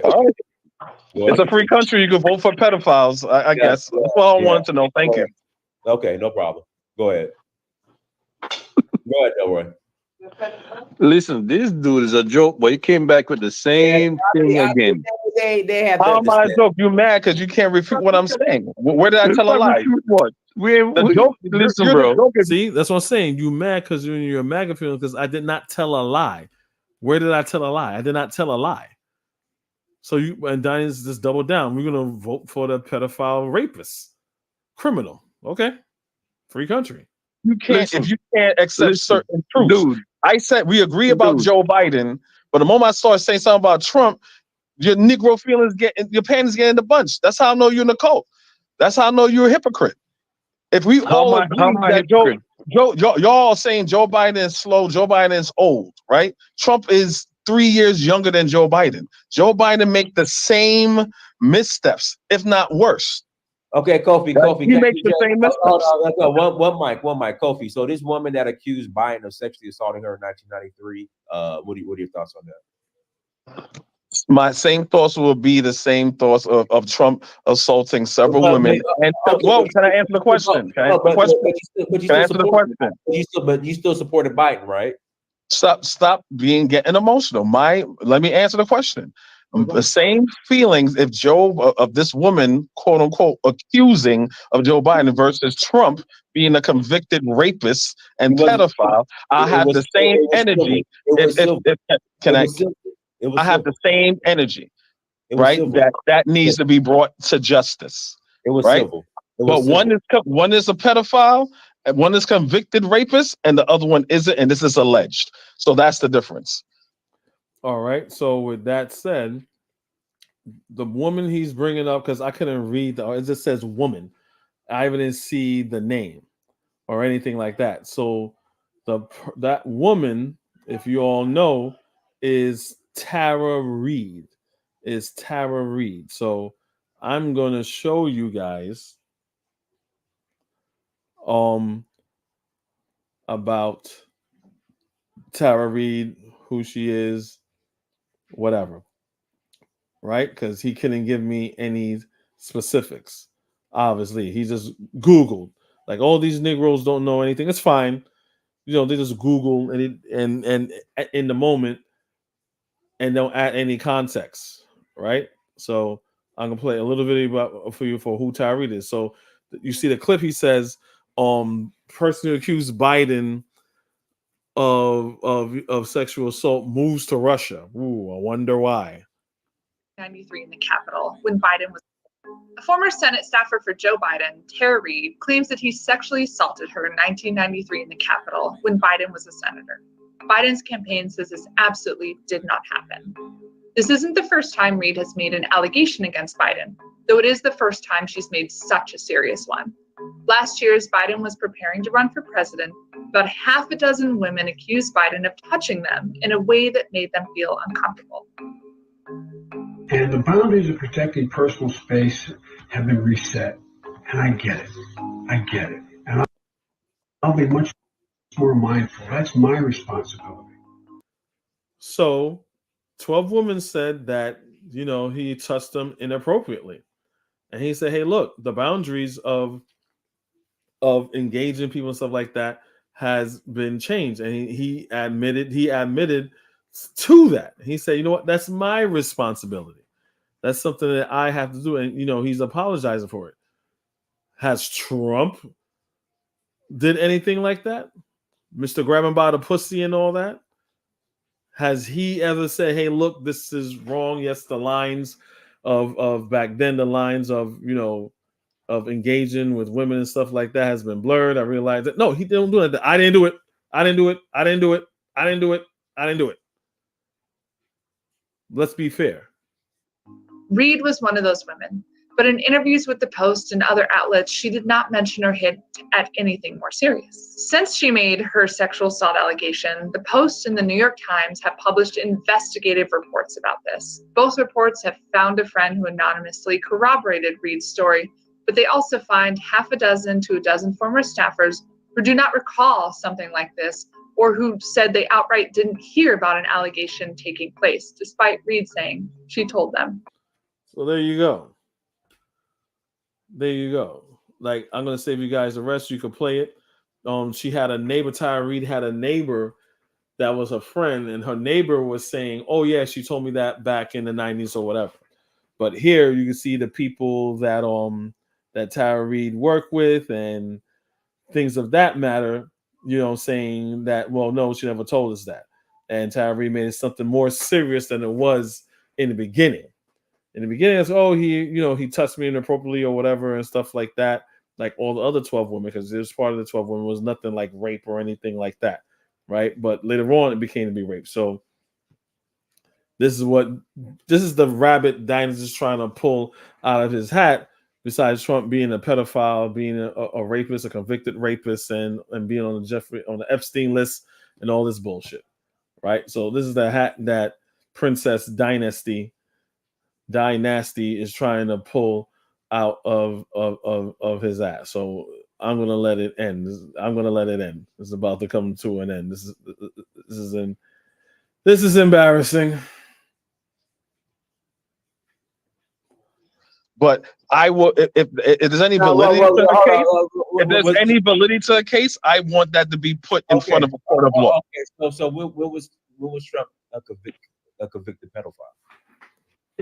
No, I said convicted rapist. Okay, but that was a civil case. So who cares? He was found guilty of rape. It's a civil case. No, it's a civil case. Forget about it, guys. Trump raped somebody. Someone got raped. They were found guilty, but it's okay. They're only found guilty civilly. Let's embrace the person. It's okay. Let's embrace him. Yeah, man. You raping people? Yeah, man. It was only civil, man. It was only a civil rape. What the fuck? What? No, it's not criminal. It's civil. Who gives a fuck about the civil or federal? You found guilty of rape. Do you know the difference in civil and criminal? Negro, who cares? He was found guilty of rape. It's civil and criminal. It's a complete difference. It's not criminal. So rape is not a criminal act. He said it's not criminal. He said rape is not criminal. I love that soundbite. Hold on. Let's hear that again. He said it's not criminal. To justice. It was right? civil. But one is a pedophile, and one is convicted rapist, and the other one isn't, and this is alleged. So that's the difference. But I will, if there's any validity to the case, if there's any validity to a case, I want that to be put in front of a court of law. Okay, so when was Trump a convicted pedophile? No, I said convicted rapist. Okay, but that was a civil case. So who cares? He was found guilty of rape. It's a civil case. No, it's not criminal. It's civil. Who gives a fuck about the civil or federal? You found guilty of rape. Do you know the difference in civil and criminal? Negro, who cares? He was found guilty of rape. It's civil and criminal. It's a complete difference. It's not criminal. So rape is not a criminal act. Rape is a criminal act. That's my point. So what are you talking? Exactly. So what's your point? What you trying to do? He wasn't convicted of a criminal act. The act that he did was criminal. If you read the deposition, no, but it was a civil trial, not a criminal trial. He was found guilty. Okay, here we go. Eugene Carroll. Let me ask you a question. Is O.J. Simpson a convicted murderer? O.J. Simpson's not running for president and raped anybody. I'm asking a question. So see what they do? They gotta do what about ism? Take your eye off of the subject. Try to have this irrational comparison to someone that's being charged with something. O.J. Simpson, which is an alleged, an exonerated murderer, versus someone, Donald Trump, who is a convicted criminal who raped somebody. How do those two things mesh? Those things don't mesh. Question: is he a convicted murderer? You're asking me an irrational question that has nothing to do with it. Is O.J. Simpson a convicted murderer? Yes or no? No, he's not, because he was acquitted due to the evidence. Unlike Donald Trump, who was found guilty because of the evidence. Then there was a civil trial, like with Trump's civil trial, where the jury found him guilty for rape. So is O.J. Simpson a convicted murderer? We're talking about rape. Is O.J. I find it very pathetic and sad. You as a black man trying to excuse of a woman. Is O.J. Simpson a convicted murderer? Yes or no? It's moral. That makes no sense. I said I find it very despicable. You as a black man, right? As a man, going to try to excuse rape in any form. How does that make no sense? Is he a convicted murderer? Because I'm talking about rape, and you want to talk about O.J. Simpson. Anything so your Oh, beloved man. God, Yo, Donald I Trump, could just be gotta say, exonerated. guys, these are the black men who. Thank you, Holla. Nigga, you Kofi, excusing rape. You're excusing rape. Because it's simple. If you were a real man, you would say rape is wrong. It should not happen. But here you are. You want to bring O.J. Simpson into it, so you won't allow. So Donald Trump won't look bad. That's why you're in a cult. He wasn't convicted for rape in a criminal court. Yes, he was. He was found guilty. It's a civil. It was civil. It was civil. So again, civil rape is okay, as long as it's not criminal. Okay, so it's okay to rape somebody as long as you don't go to jail. So that's pretty much what he's saying here. It's okay to rape somebody as long as you don't go to jail. It's not criminal court. Criminal court, shame, shame, shame. You rape somebody in the criminal court, shame, shame, shame. You found guilty, you rape someone, and you found guilty in civil court. Oh, what's the big deal? It's only civil court. Civil rape. There's nothing wrong with civil rape. That's why. So what's the difference? So Dynast. So what's the difference? Dynast. So what's the difference if it was civil or federal? Yeah, it's. Thank you. You're an idiot, Kofi. I don't know what else to say. You're an idiot. And you're a fucking pedophile lover. Get the fuck out of my face. You love fucking Donald Trump's a pedophile, and you love him. You're making excuses. You're a fucking You're a weak man. Okay, so you have children, and you guys are fucking with someone that's on the Epstein list. You're fucking with someone who multiple women has come and said that he has raped them, but y'all weak bitch ass house niggas is still going to support Donald Trump. But you don't want to support Joe Biden because Joe Biden is old. He makes a couple of steps, but a fucking pedophile, rapist, racist could still run, and y'all bitch ass niggas will still run. Nigga, get the fuck out my face. You cannot shame me. You cannot shame me. Y'all niggas cannot shame me because there's nothing you have as respectable black men or as a person, as a human being. Why are you gonna stand by Donald Trump? And look what you're doing. Instead of saying what Donald Trump did was bad, you want to talk about fucking O.J. Simpson. Nigga, please. There's no way you guys could shame me. No way. Because you're excusing rape. Just like Herschel Walker was running, you was excusing his abuse of his wife. Yeah, Herschel Walker. So Herschel Walker and Raphael Warnock, he was also excusing the physical abuse of Herschel Walker to his second wife or whatever, putting a gun to her head, saying you're gonna blow her brains out. He was like, go Bulldogs. This is the niggas that we're talking about here. Okay. A fucking degenerate. Hillary Clinton was like, you guys are fucking degenerates. There's nothing. Answer me this question. What can Donald Trump do right now that will make you that you will pull from voting for him? And I should have asked the dudes on the To Be Fair show that question that I asked Dynast. Excuse me. I should have asked them, okay, you don't like Kamala Harris, you don't like her or whatever, you don't care about black men about to be, locked up, incarcerated, stop and frisks, cops killing you because they got immunity. Y'all niggas don't care about that. What can Donald Trump do or not do for you to pull your endorsement of him? I should have asked the dudes on the To Be Fair show that. I should have asked them that. We're gonna see what pedo lover rapist dynasty, Princess Dynasty is gonna say. Go. Name one thing he could do that is that Donald Trump does this, I'm not gonna vote for him. Go. You said you're gonna get out of my face. You're still here. I thought you were leaving. So the answer is nothing.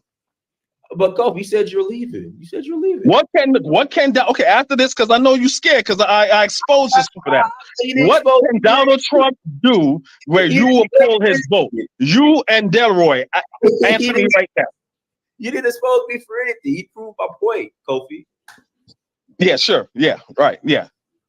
What can Donald Trump do that you will pull your vote for him right now? The fact that you're not answering, you're basically the answer. I'm saying there's nothing that Donald Trump could do that you will pull his vote. He's a fucking racist. He's a racist. He's a pedophile, and he's a rapist. So I want to know. Hold on, Kofi. What can he do? No, you're not gonna talk over me. Kofi, everything you just said about Trump, you can say about Biden. He's a racist. He's a pedophile. If you read his daughter's biography, he's a pedophile. And here's a woman right here. Woman accused Biden of sexually assaulting her in 1993. So Biden, you were Team Biden. So you see the false dichotomy that he's trying to draw. Joe Biden's a racist. Joe Biden's a racist in the regards of he did the 93 crime bill, and he did all those things, right? He did all those things, yes, definitely. But since then, Biden has not done anything to invoke a crime bill or anything like that, right? He hired, say whatever you want. He put Ketanji Jackson, Supreme Court justice, right? She's not a Republican or anything like that, right? Kamala Harris. You guys may think she's not black. She's the first black VP. I mean, I agree with you guys, but first black VP, right? Joe Biden is decriminalizing drugs. This is with Obama decriminalizing, the crack cocaine thing being even, right? So you could say Joe Biden's racist, but Joe Biden's actions since then has not resurfaced versus Trump actions from him being with his father, Fred Trump, discriminating against black people to not be in his buildings, to Central Park 5, to him saying cops could have full immunity and he wants to bring back stop and frisk. You see the false, see the false comparisons that they do politically. Irrational comparison, and like I said, You're trolling now. Now he's saying I'm trolling. He kicks me out because he's a bitch ass coon ass nigga. That's what's going on. That's what's going on here right now. Because I fucking exposed him for who he is. Donald Trump could do nothing, absolutely nothing, for them to lose their vote. You know what I'm saying? What did Donald Trump say? Donald Trump says he could shoot somebody in the middle of Fifth Avenue and people would still vote for me. With these niggas, Donald Trump come molest a whole bunch of girls, could rape a whole bunch of people. As long as it's civil, rape is okay. As long as it's civil, could rape a whole bunch of women civilly, and that's fine. I'm still gonna vote for Donald Trump. I'll put the link in the chat for anyone who wants to come up. This is what I'm trying to tell you guys. People, you got the people in the middle that are so-called independent, but they're really leaning right. People that I come in contact with, right? They're really leaning right. And you got the people that are already on the right that I just showed you right now. This is their mindset. This is their mentality. And people that are quote unquote independent, right? They're going to join these people that are on the hard right. That's the realm that they want to be, right? They're trying, like you can't, again, those people can't shame me at all because these guys are fucking morons. They're completely immoral, right? But again, I went on Dynast just to expose how deplorable they are, to expose that Donald Trump could do nothing, that they're with Donald Trump not based upon principle, not based upon politics. Like, hey, his politics is sound and his politics works for me. They're with Donald Trump because they're just simply a part of the cult. Trump no matter what. You know what I'm saying? Vote red. It doesn't matter you're gonna vote for instead. Vote red, no matter who you're gonna vote for instead. Whoever you're gonna vote for, it doesn't matter. They don't care Donald Trump is a rapist. They don't care if he wanted to fuck his daughter. They don't care if he fucks porn stars. They don't care if he pretends to be a Christian and don't know Bible verses and then say that, oh, vote for me. I love Christians. I'm not a Christian. He doesn't care if he goes on a campaign trail also and says that, hey, vote for me, but I don't care about your vote. You know what I'm saying? Vote for me. I don't care about your vote. Just vote for me. They don't care about that. They didn't mention one principal political stance of why they can vote for Donald Trump despite all the despicable, horrible things that he did as a person. Then you go to his politics, right? Usually you do a character, see what the person character is, you can pretty much understand what their politics is going to be. So if Donald Trump being a rapist and a racist and a pedophile and someone who lies consistently about who he is, what he represents, right? Then you know his policy is going to be shit. And we're not talking about one thing, two things, three things. We're talking about several things at the same time, simultaneously. That's what we're talking about here. So how you have somebody like that is going to implement policies that's good for black people. Matter of fact, he's not even thinking black people. Let's make believe we're white people. Those policies are good for or bad for white people. And we always know when America has the cold, black people have the flu. We got pneumonia. We're on death's bed.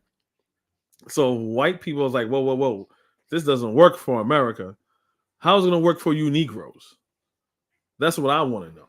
How's it going to work for you Negroes? That's what I'm not getting. And I did this so I could open up a conversation as to why black men, despite all the information that they have about Trump, still want to vote for Trump.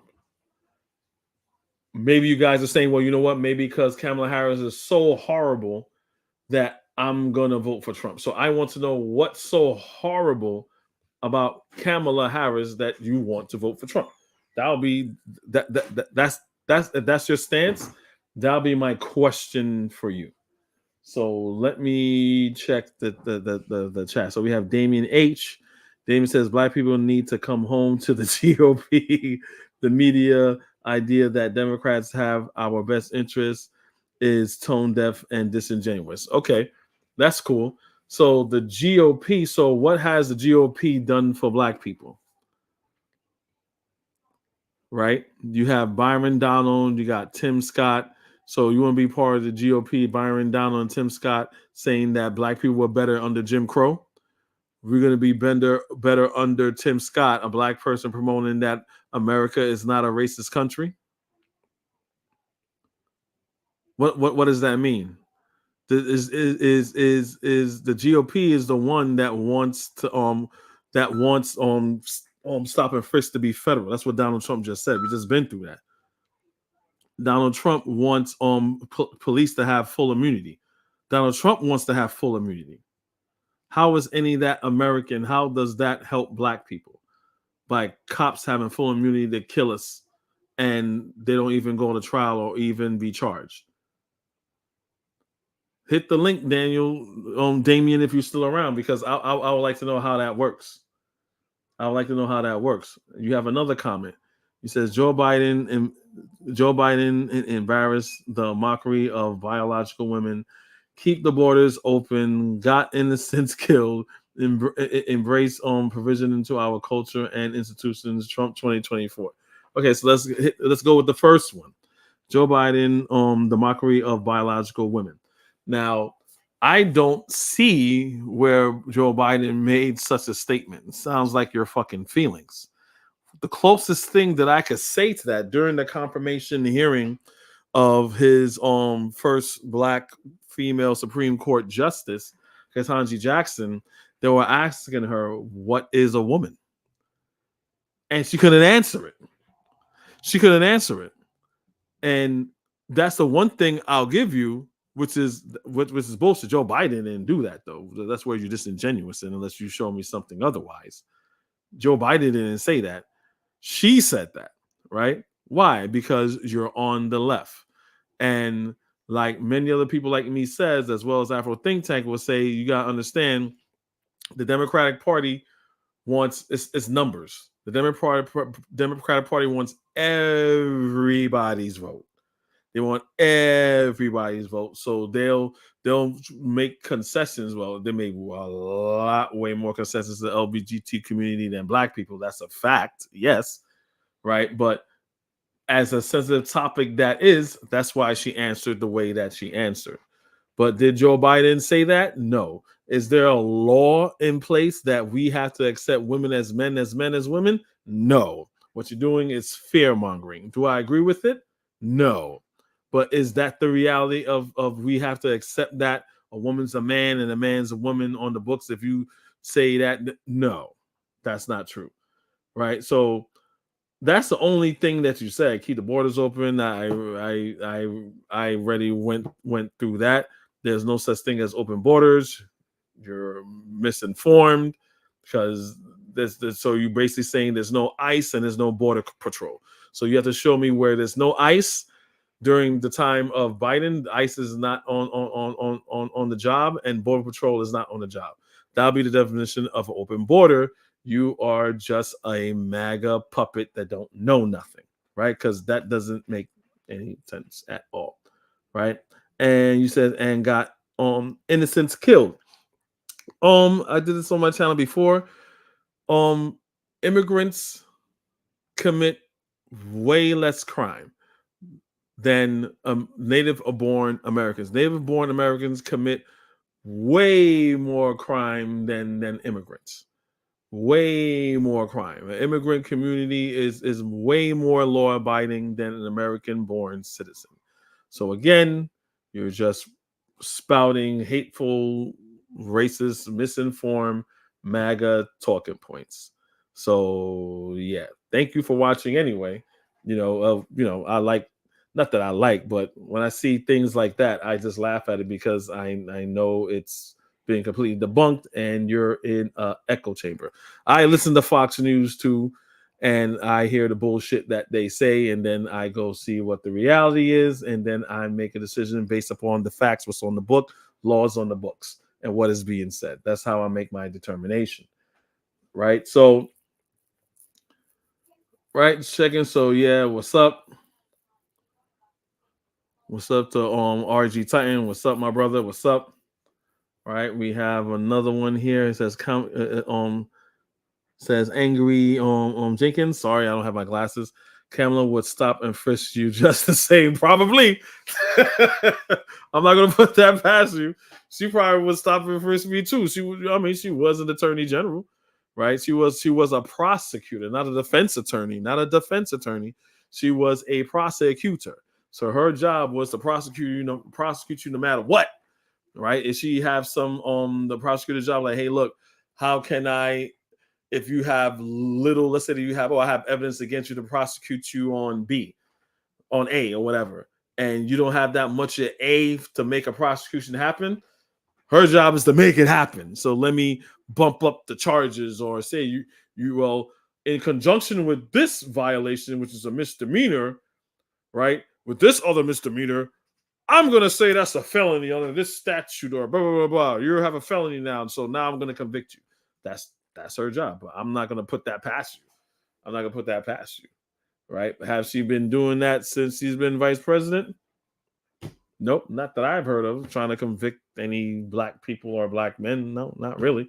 I know Trump killed a couple of black people before he left the administration. Right? He did that, but who cares, right?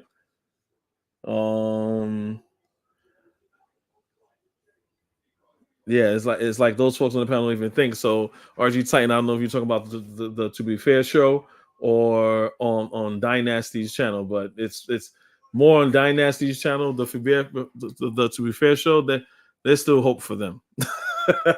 There's still a little bit of hope for them, right? What's up, brother Bakari?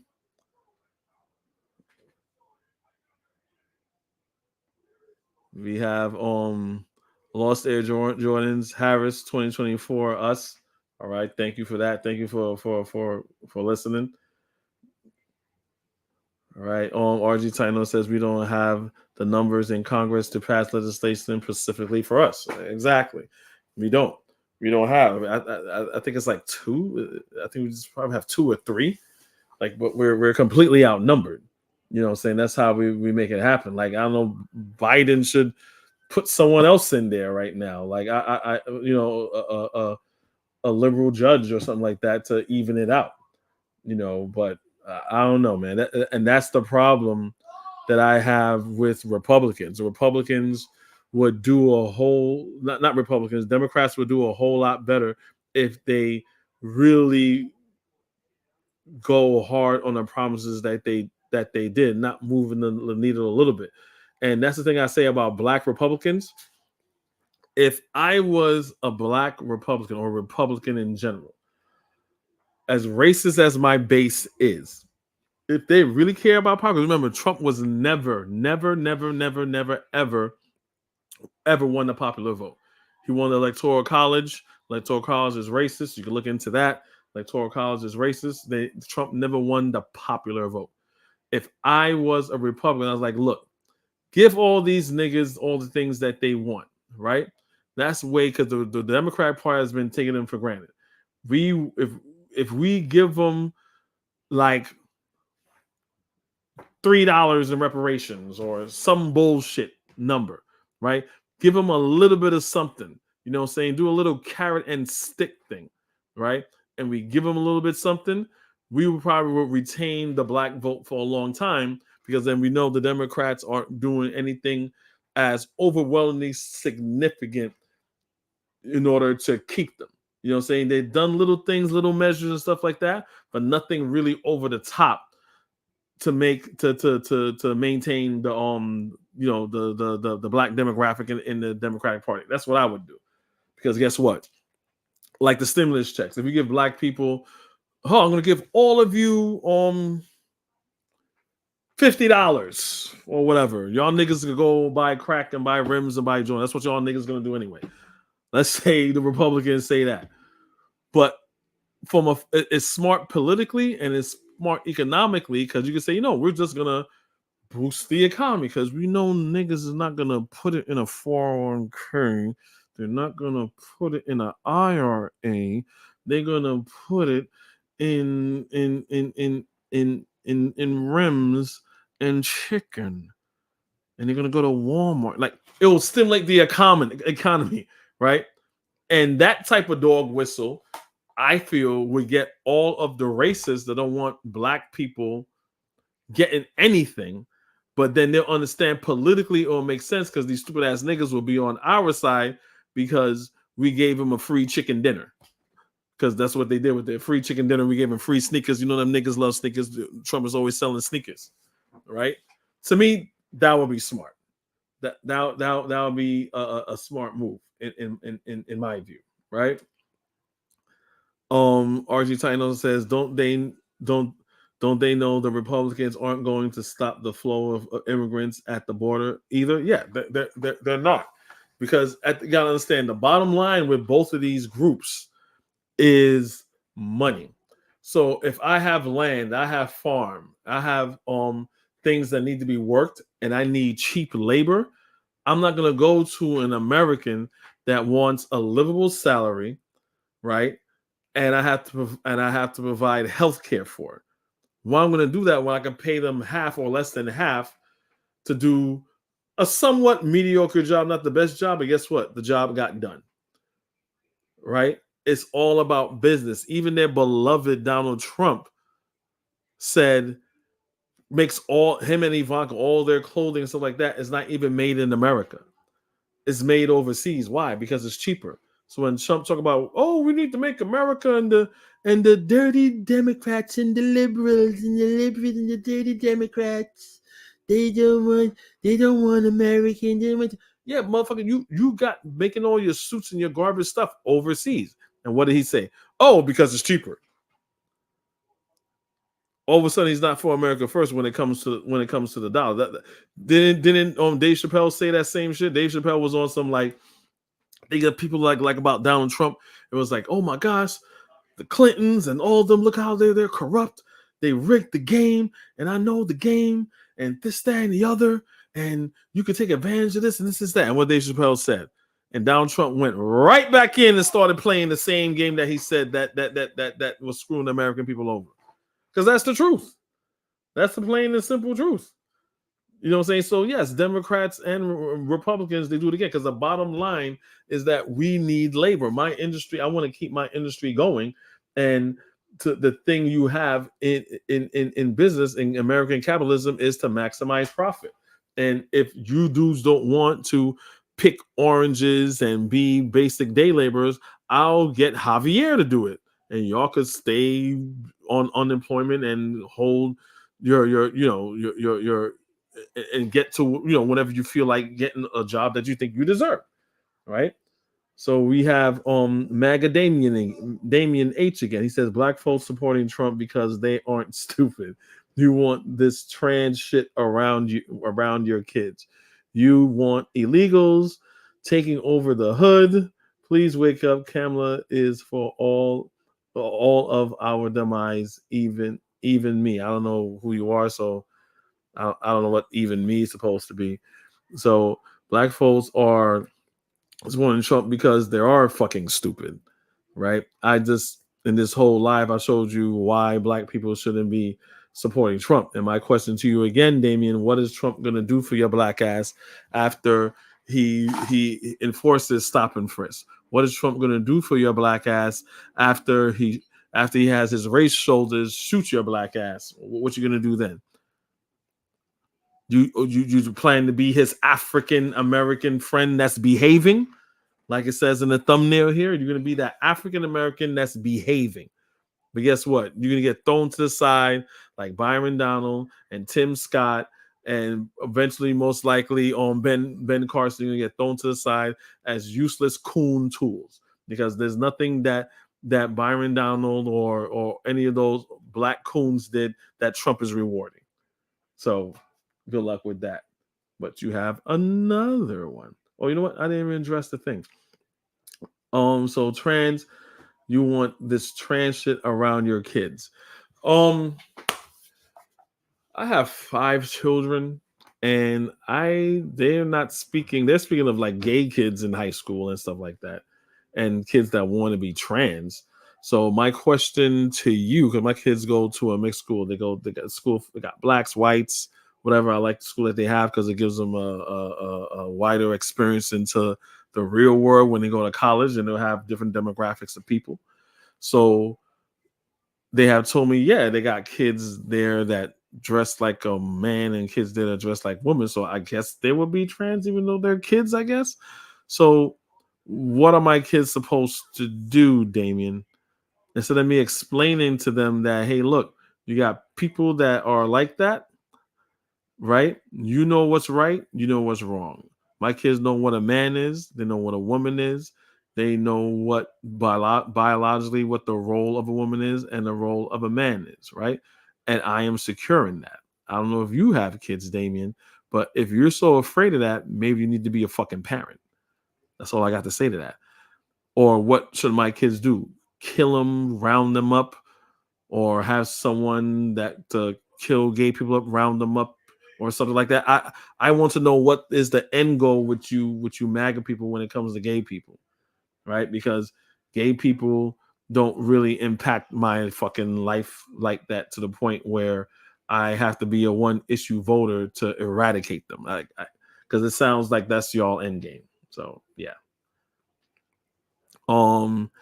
Even for me as a white man, brother, okay, I kind of knew you were white. This shit affects us all. Peace, love, and MAGA brother, resist the mainstream. Again, he is partially right, because this does affect, again, when white America has the cold, we have the flu, right? And you have a lot of white Americans that don't want to fuck with Trump. You got Trump supporters that want to fuck with Trump. You got a lot of Nikki Haley voters. They put in for the vote for Trump for the nomination, and they wrote in Nikki Haley. And I don't like Nikki Haley, but at least Nikki Haley's your normal, average, racist, delusional person of color that's a Republican. So you got Republicans that don't like MAGA. So yeah, so you're saying resist the mainstream. So the mainstream is people who don't like Trump. So my grandma used to tell me, if everyone's saying that you're wrong, you have to do a little bit of self-reflection and realize, you know what, maybe I'm wrong. And I think, Damien, you have to do a lot of self-reflection, because you're saying everybody else is wrong.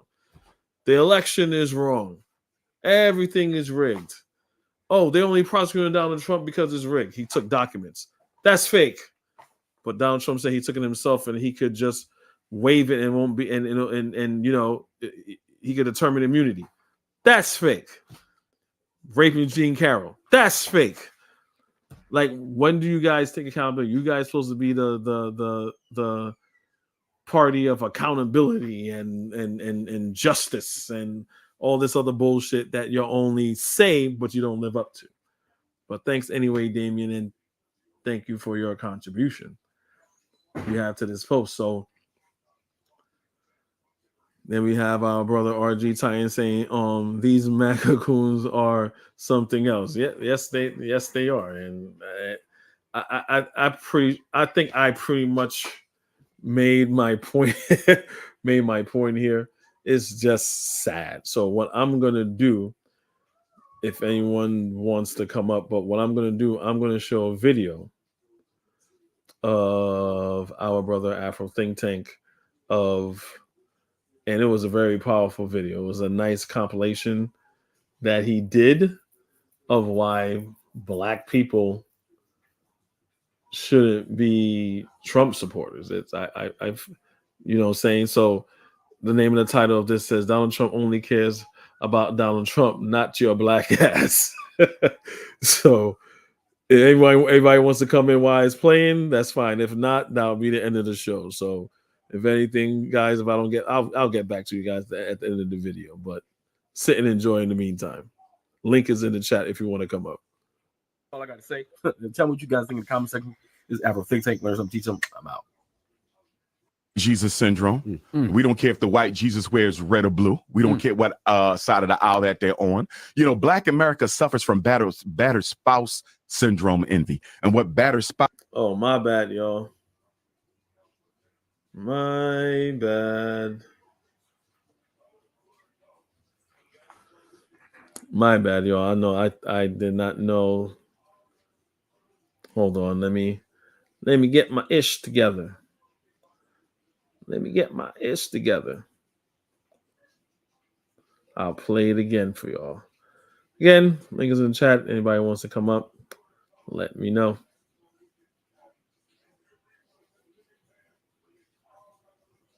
It's wild. But anyway, that's all I got to say. Tell me what you guys think in the comment section. This is Afro Think Tank. Learn something, teach them. I'm out.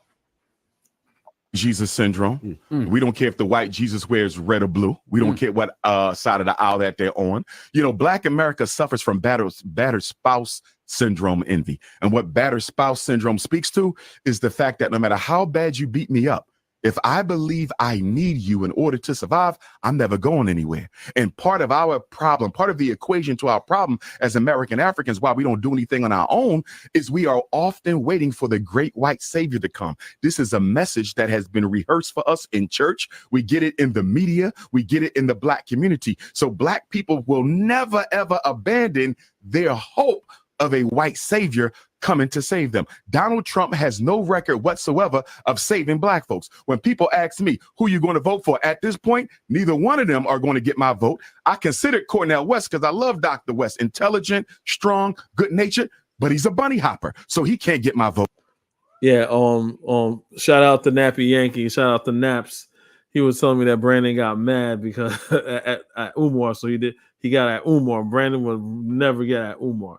But he said Brandon did on Umar because he got mad that Dr. Umar took a shot at Donald Trump and Black Donald Trump supporters. But Umar's right.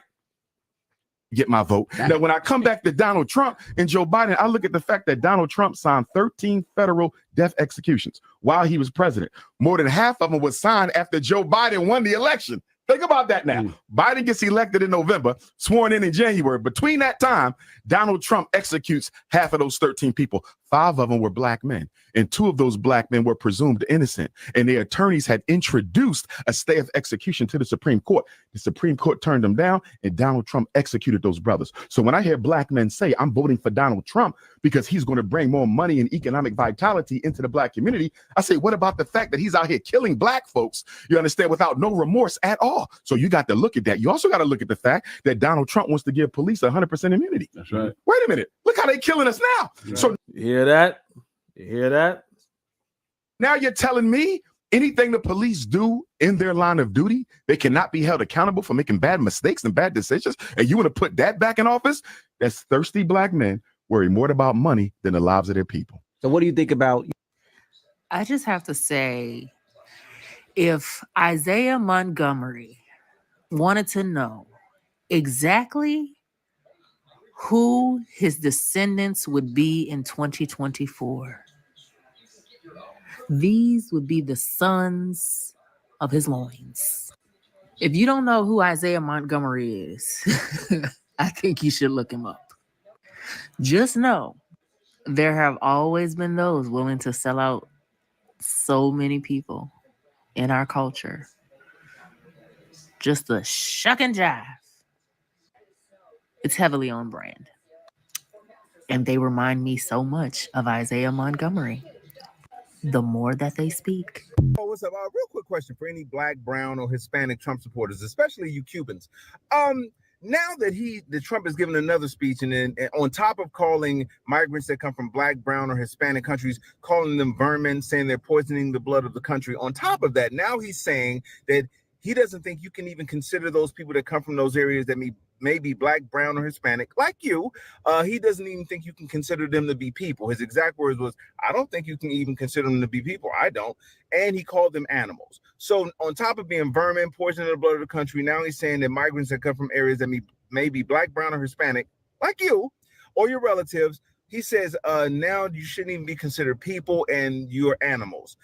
So my question is, as a black, brown, or Hispanic Trump supporter that may happen to look like some of those migrants that come from those countries that may be black, brown, or Hispanic, how do you think he or his racist base, because he's supported by every single hate group in the country, how do you think they differentiate between those black, brown, or Hispanic people who just came here for a better life like you did, or you who support them and not liking those people that came here for a better life like you did? Like, do you guys link up? Do you wear like a shirt that says, no, I'm one of the good vermin? Like, how does that work? Like, how do they break it down like that? Because, some of you might be thinking, I'm one of the good vermin. For black people, I'm one of the good niggas for Trump. Well, he's talking about crime. He can't, I don't think it's that, because he's never called any white criminals vermin, said they were poisoning the blood of the country. He's never said that they're not people. And he's never ever called them animals. Not even the people that attacked the Capitol. Matter of fact, he calls them hostages and is vowing to pardon those hostages if he gets a chance. So what do y'all think it is? One of the most dangerous groups of people in this country are Black conservatives. Conservatives openly embrace racism and or ignores the effects that it has on people that are actually affected by it. Conservatism thrives on the just one rule. We just need one Black person to agree with us, to ignore what all the other Black people are saying. And it goes the same way for violence. We just need one Black person to do something violent, to blame it on the whole of the Black community. And that's all they need. Remember that when you're cheering on your white supremacist friends. You know what really gets me about these Black and Latino Trump supporters is that y'all don't comprehend what he's saying, what Donald Trump's saying. His slogan alone should make you think about what he's saying. Make America great again. Again, make it great again. What's that telling you? To the Black Trump supporters, what is that telling you? Make it great again. When the fuck has America ever been great for Latinos or Black people? When have it ever been great? That alone should show you what he's not including you. You giving this man a vote he's not gonna include you in nothing. So I mean, come on, you literally get on TikTok and you do this vote for Donald Trump stuff. You sitting there black as hell with the red cap on, talking about make America great again when it was never great for you. You look like a clown when you do this. You look just like a clown, and I don't know if you're doing this for likes, or I saw a couple of them had their cash apps up talking about make America great again. A black guy sitting there talking about Trump Or and then I saw one with a Latinos for Trump, talking about make America great again with your cash app up there. So what I guess you trying to get these conservative white people to give you some money. Because, you know what I mean? That's true. Brandon and Dynast does that all the time. The cash app, super chats. All these dudes are grifters. These dudes are losers in life. They don't have a career or anything like that. And they spend all their time on YouTube. That's all, and begging for money, doing this black Republican grift. That's all that they're doing. That's all that they're doing. You know what I mean? That's my only thing why I think you're doing it. Because if you can sit up there and vote for Donald Trump, get on social media, say you blacks for Trump, Latinos for Trump, make America great again. You know how goofy you sound. It never been great for your goofy ass. So what is the again shit? When they were a slave, they were given housing, food, clothing, medical care. From what you said, it sounds like you were born before the civil rights movement. Oh, yeah. So black people couldn't buy houses in your lifetime when you were maybe a baby. I'm well aware of that. You were 5. So you don't think there's any downstream effect? I felt oppressed at that time. Yeah. But that's what Martin was trying to correct. Right now, I see so many people living off the government handout. I'm pretty sure welfare use per capita is higher in red states than blue states. Yes, but there's so many people living off of the government handouts, and that is not that much farther away from slavery. They were a slave. So according to JD Vance, that'll be Kamala Harris because she just sat around for 20 years collecting a government check. That's what JD Vance says, and Black MAGA have no problem with it. If they were given housing, food, clothing, medical care, the people asked them to work. Yes, there were landowners that were violent and mean to some of them, but there were others that she called them landowners, not slave owners, landowners. These are the niggas that these MAGA coons want you to be up with. She can't even say slavery. She just called them landowners. The landowners treated them bad. Yeah. Slave holders, rapists, people that mutilated black people and black bodies. That were humanistic. The Civil War was something that no one could do anything about because the whites, quote unquote, whites from the South are not the only ones that had slaves. Slaves are all over the world. Slaves still exist today. Do you think there's a direct effect from slavery? I hate white people that say that. I hate niggas even more that agree with that. That's a farce. To how black Americans are able to live today? No, I don't. They have a chance to learn. They live in the best country in the world. You hear that, niggas? No reparations for you. If they open their eyes and listen, instead of just focusing on their little area and people that they hang out with, they would learn a lot. Mr. Trump is a racist. The country has seen Mr. Trump court white supremacists and bigots. You have heard him call poorer countries shitholes. In private, he is even worse. He once asked me if I can name a country run by a black person that wasn't a shithole. This was when Barack Obama was president of the United States. And while we were once driving through a struggling neighborhood in Chicago, he commented that only black people could live that way. And he told me that black people would never vote for him because they were too stupid. And yet. But they are that stupid. Not all of us. Some of us are that stupid. But we're not gonna believe Michael Cohen, who worked for him for over 20 years. I continue to work for him.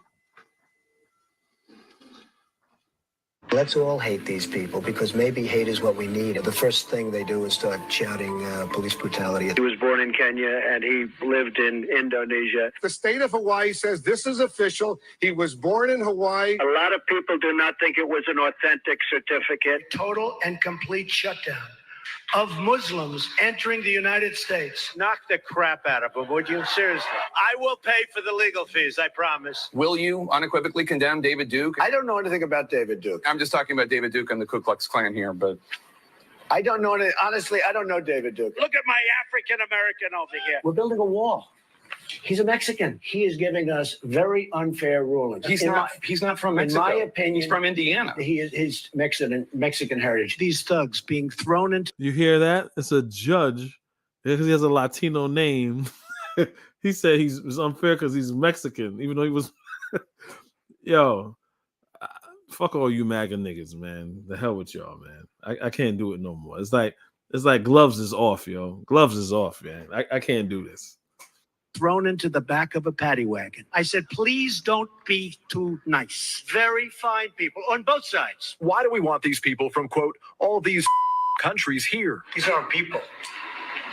These are animals. He once asked me if I could name a country run by a black person that wasn't a female Democrat congresswomen who are foreign born, he suggests, should go back to where they came from. Have you heard the president use the N-word? Yeah. Proud boys, stand back and stand by.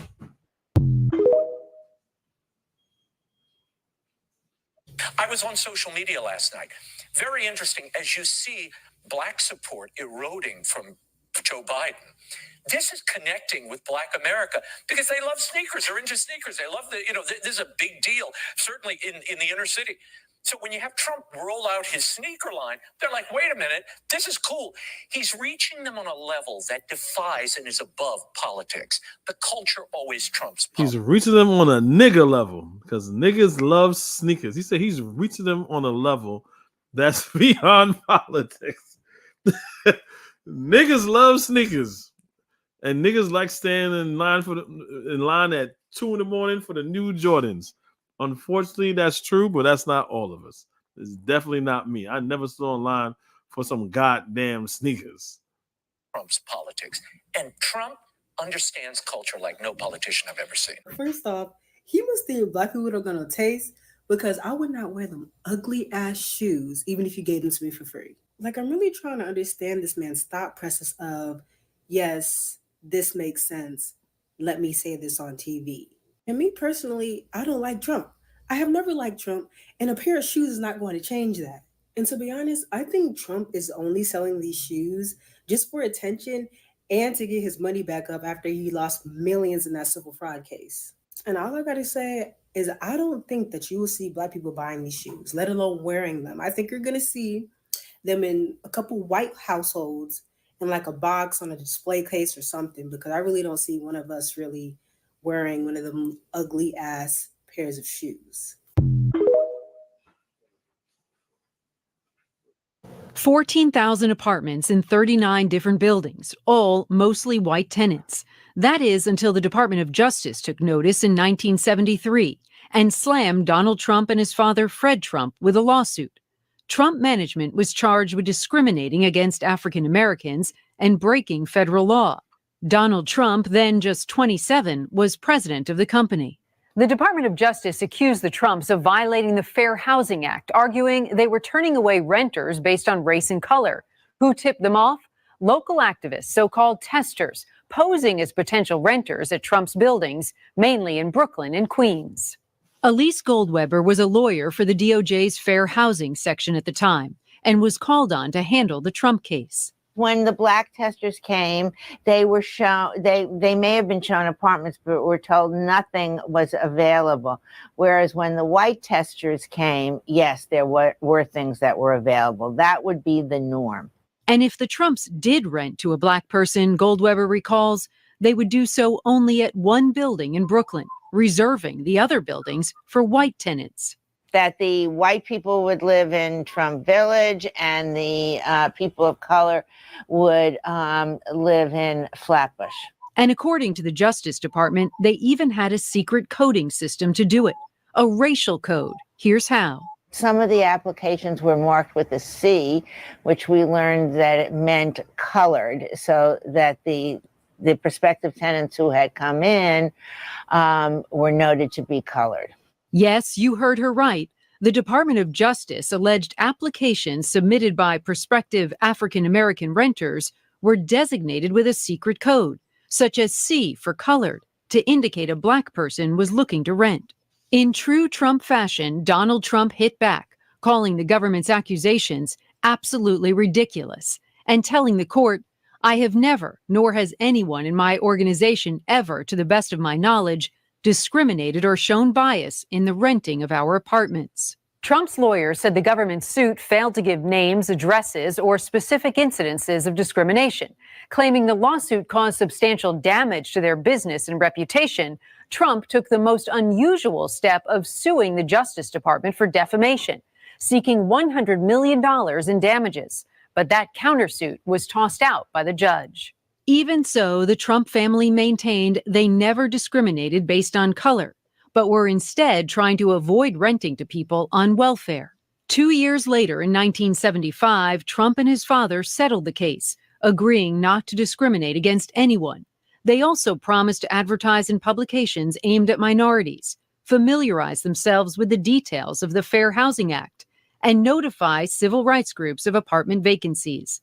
The Department of Justice claimed victory, but the Trumps never admitted any wrongdoing, reportedly noting the settlement was in no way an admission of a violation.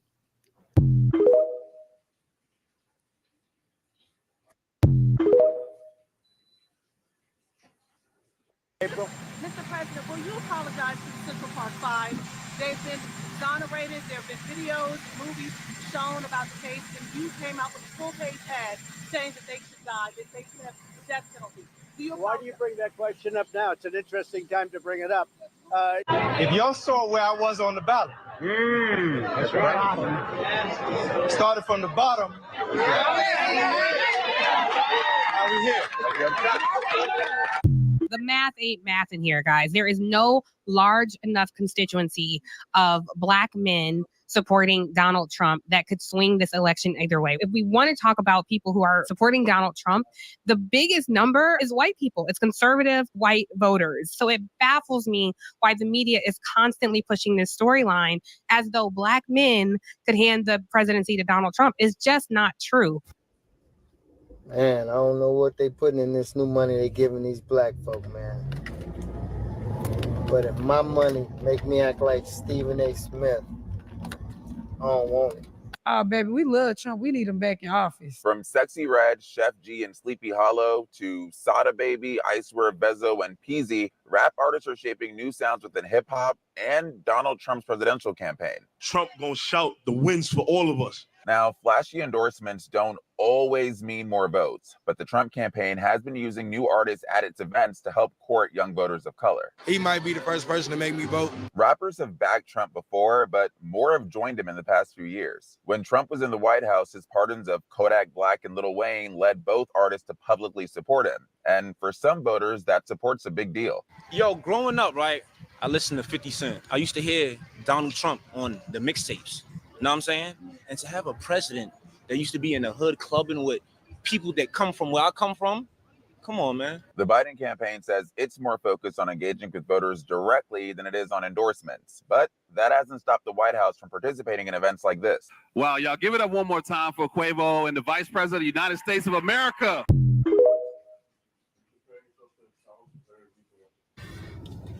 I don't know about y'all, but I'm starting to see a dangerous increase in Black Trump supporters.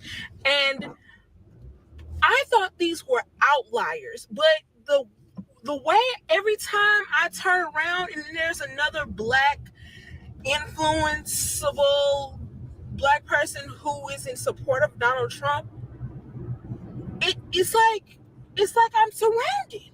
It's like, I'm like, what is going on? Now, I think what happened was that I was into that Fonnie Willis stuff.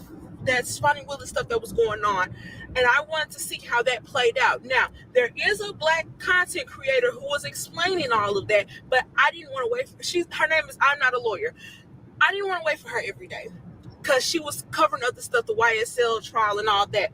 So I would look up lives while I was at work. And a lot of these people, and I wanted to support Black creators. So I would look for Black people who are covering this, and so many of them are Trump supporters. There are Black Trump supporters everywhere, YouTube, TikTok, everywhere. And I'm like, wait, we were all here 4 years ago. We were all here when the insurrection happened. We were all here when we saw that man incite violence, and these white people took it upon themselves to storm the Capitol. We were all here when that happened. Do you think that he's going to let it go this time? Do you think he's going to be told that he can't be reelected after this presidency? Do you think he is not going to incite violence again? We were all here through that whole 4 years. How do we get to a point as Black people that we're going to be in support of a violent man who is trying his best to be a fucking dictator? How have you lost your mind that hard? How have you done it? How have you lost your mind to the point that you're a Black Donald Trump supporter? I know they're out there, but it's so many now. So many people are trying to justify themselves as being Black Trump supporters. It is insane to me. We were all here. We all witnessed him being a president. It's not a good look at all. There's nothing is worth it. A stimulus, nothing is worth it. Nothing is worth this violent man who can't take criticism. No, we can't do it again. Insist. If you insist.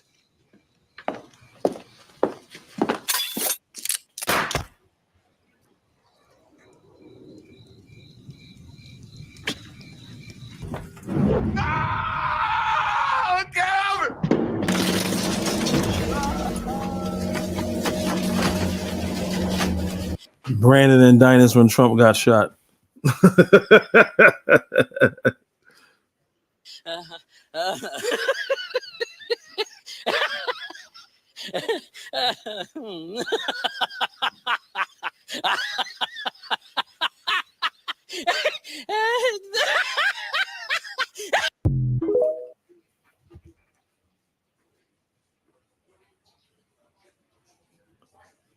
That's it, my people.